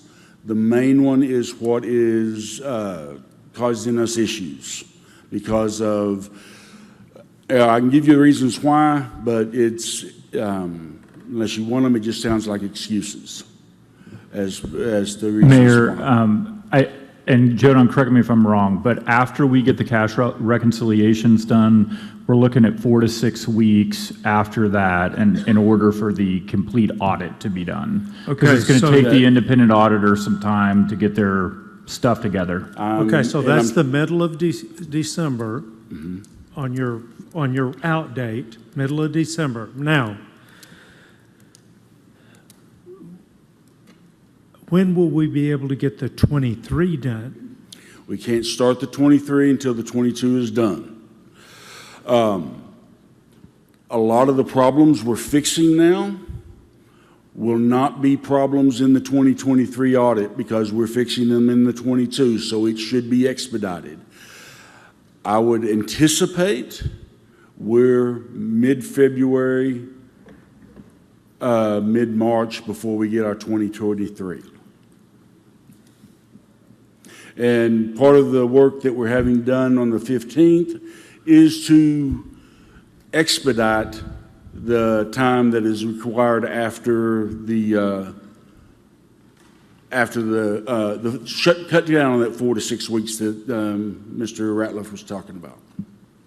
Okay, Mr. Hampton, do you have a question? Yeah, I just had to, so Joe Don, the cash reconciliations, of course, we don't need to talk about why, but all the whys are getting fixed so that we have a smooth sailing ship through the cash reconciliations from here on out. That's the reason it's taking not just for 23, yes, but that from is here correct. on out. Okay. That's the reason it's taking a little bit more time with these because of everything that went on that year with the transition to a new software, the transition to new banks. All of those things provided the perfect storm to delay that audit. And we are fixing those as we move forward. So once it is fixed moving forward. Standard operating procedures you're Yes. putting in place. Okay, thank you. Mr. Uyghur. Yes, Joe Don, so you made mention earlier, Mr. Gill had mentioned the gas tax that is being withheld because the audit has not been completed. Yes, Have you received any notifications from any other federal fundings that would affect other areas that we do take in a lot of federal funds for various projects? No. I've received nothing that I can think of right now. Okay. That from any federal funding. State law dictates what happens with the state gas tax. And once you are late, they start withholding it. If you are more than 2 years late, you don't get it. You don't get that year's back. Right. It goes to the county. But on a more national level, the only letter we've received from Bank of America, that's the only one we've heard letter of that as we of now. received. Yes. Okay. That's the only one that I'm aware of right now that I can think of. Okay. So that would be it. I appreciate your promptness on that.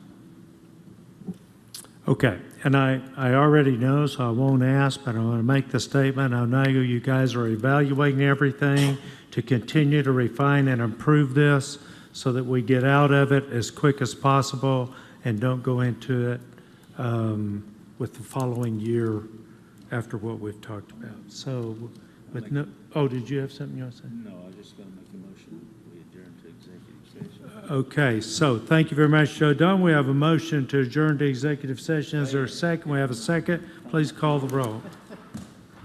Gill. Yes. Hampton. Yes. Uyghur. Johnson. Warren. Hankins.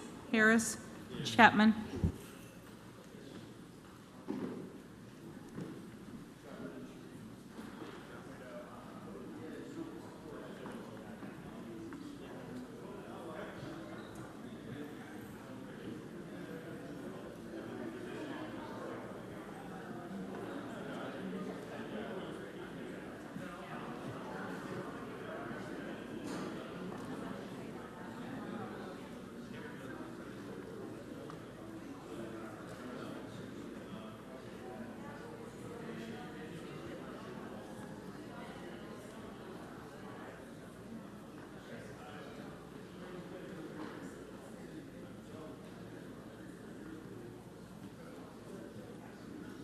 How are you? How are you, sir?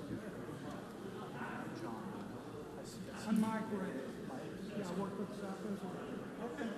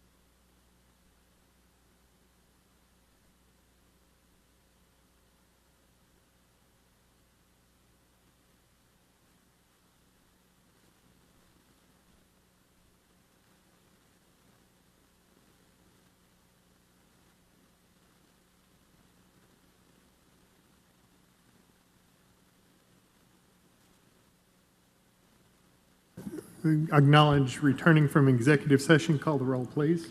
Hampton. Uyghur. Johnson. Warren. Present. Hankins. Chapman. Gill. Item number 44, Tim. Pursuant to Section 307B4, Title 25 Oklahoma statutes, the council convened an executive session to discuss the pending action in the United States District Court of Oklahoma, Western District of Oklahoma, titled Kent Jackson as personal representative of the estate of Israel Williams versus City of Lawton et al., case number 5:23-CV-00284-G. That conversation did occur, and it's my understanding we have a motion. Yes, I'd move to authorize the city attorney or the city's outside counsel from Collins, Zorn, and Wagner to either amend any current joint defense and confidentiality agreement currently in effect or to enter into a new joint defense and confidentiality agreement with the current defense firms in this case, as necessary for the purpose of adding the law firm Pierce, Couch, Hendrickson, Basinger, and Green to any joint defense and confidentiality agreement necessary for the defense of this case. I've got a motion. Do I have a second? Second. I have a motion and a second. We voting? Vote, please.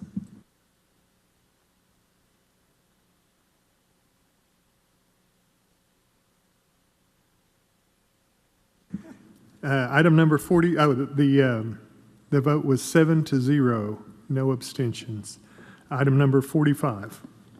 Pursuant to Section 307B4, Title 25 Oklahoma statutes, the council convened an executive session to discuss the pending claim of Schoolhouse Slough, Inc. That conversation did occur. It's my understanding we have a motion. Yes, I move to authorize the moving forward with identifying funding for the possible purchase of certain improvements made under the lease between the Lawton Water Authority and Schoolhouse Slough Incorporated. Said purchase price, $2,875,000, representing the average of 3 appraisals, will be the understanding that any purchases that may occur will be subject to the findings of a pending environmental analysis of the entire of the on-site fuel system. Have a motion and a second. Please vote. Motion carries 7-0. Number 46. Pursuant to Section 307B1, Title 25 Oklahoma statutes, council convened an executive session to discuss possible candidates for the position of city clerk. A brief conversation occurred. No action is necessary. Item number 47. Pursuant to Section 307B1, Title 25 Oklahoma statutes, council convened an executive session to review the employment of John Ratliff as acting city manager. It's my understanding that conversation did occur and no action is necessary. Is there a motion for adjournment? So moved. Motion, and did I hear a second? Please call the roll. Uyghur. Johnson. Warren. Hankins. Chapman. Gill. Hampton.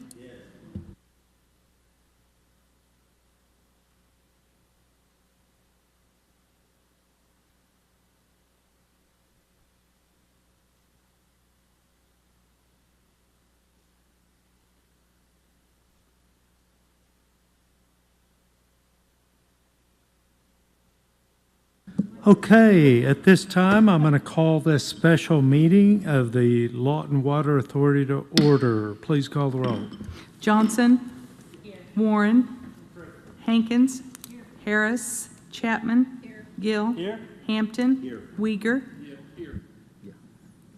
We're striking number 2, right? Okay, at this time, we're striking the executive session item number 2. And leaves us business item number 1. Consider granting a long-term ground lease agreement to Cody and Shelby Zimmerman to allow exclusive ingress and ingress over and across the city-owned property located south of 359 Northwest Cherry Road, located on the west side of U.S. Highway 62 by Chandler Creek and Lake Ellsworth in the northwest quarter of Section 19, Township 4 North, Range 11 West of the Indian Meridian, Comanche County, Oklahoma. Tim. Okay, briefly, board members, this is a companion item to what the council considered in its meeting. Again, it went to the board and also to council back around July 25th. There were some issues that the lessee's attorneys had with the lease, which we previously discussed in the council meeting. Well, specifically item paragraph 21. The council at the meeting asked me some questions. I did confirm with our real property administrator that the lease starts 200 feet off the highway and will still allow for public access to this part of the city property not covered by the lease. And so we corrected some errors, like I said, in paragraph 21, and we're just asking for the board's approval. I make a motion, Mr. Mayor, that we don't read the text and we approve it. Go ahead and turn on your mic and repeat. Make a motion that we don't read the text and we approve the motion. Or do we need to- Motion to approve. It's not an ordinance, so. Okay. I make a motion to approve, Mr. Mayor. Okay, do we have a second? We have several seconds. Please vote.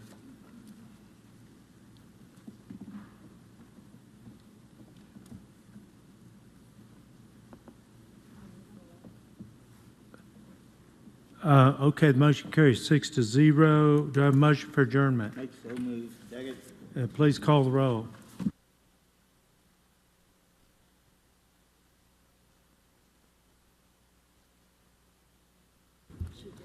Warren, Hankins, Chapman, Gill, Hampton, Uyghur. Okay.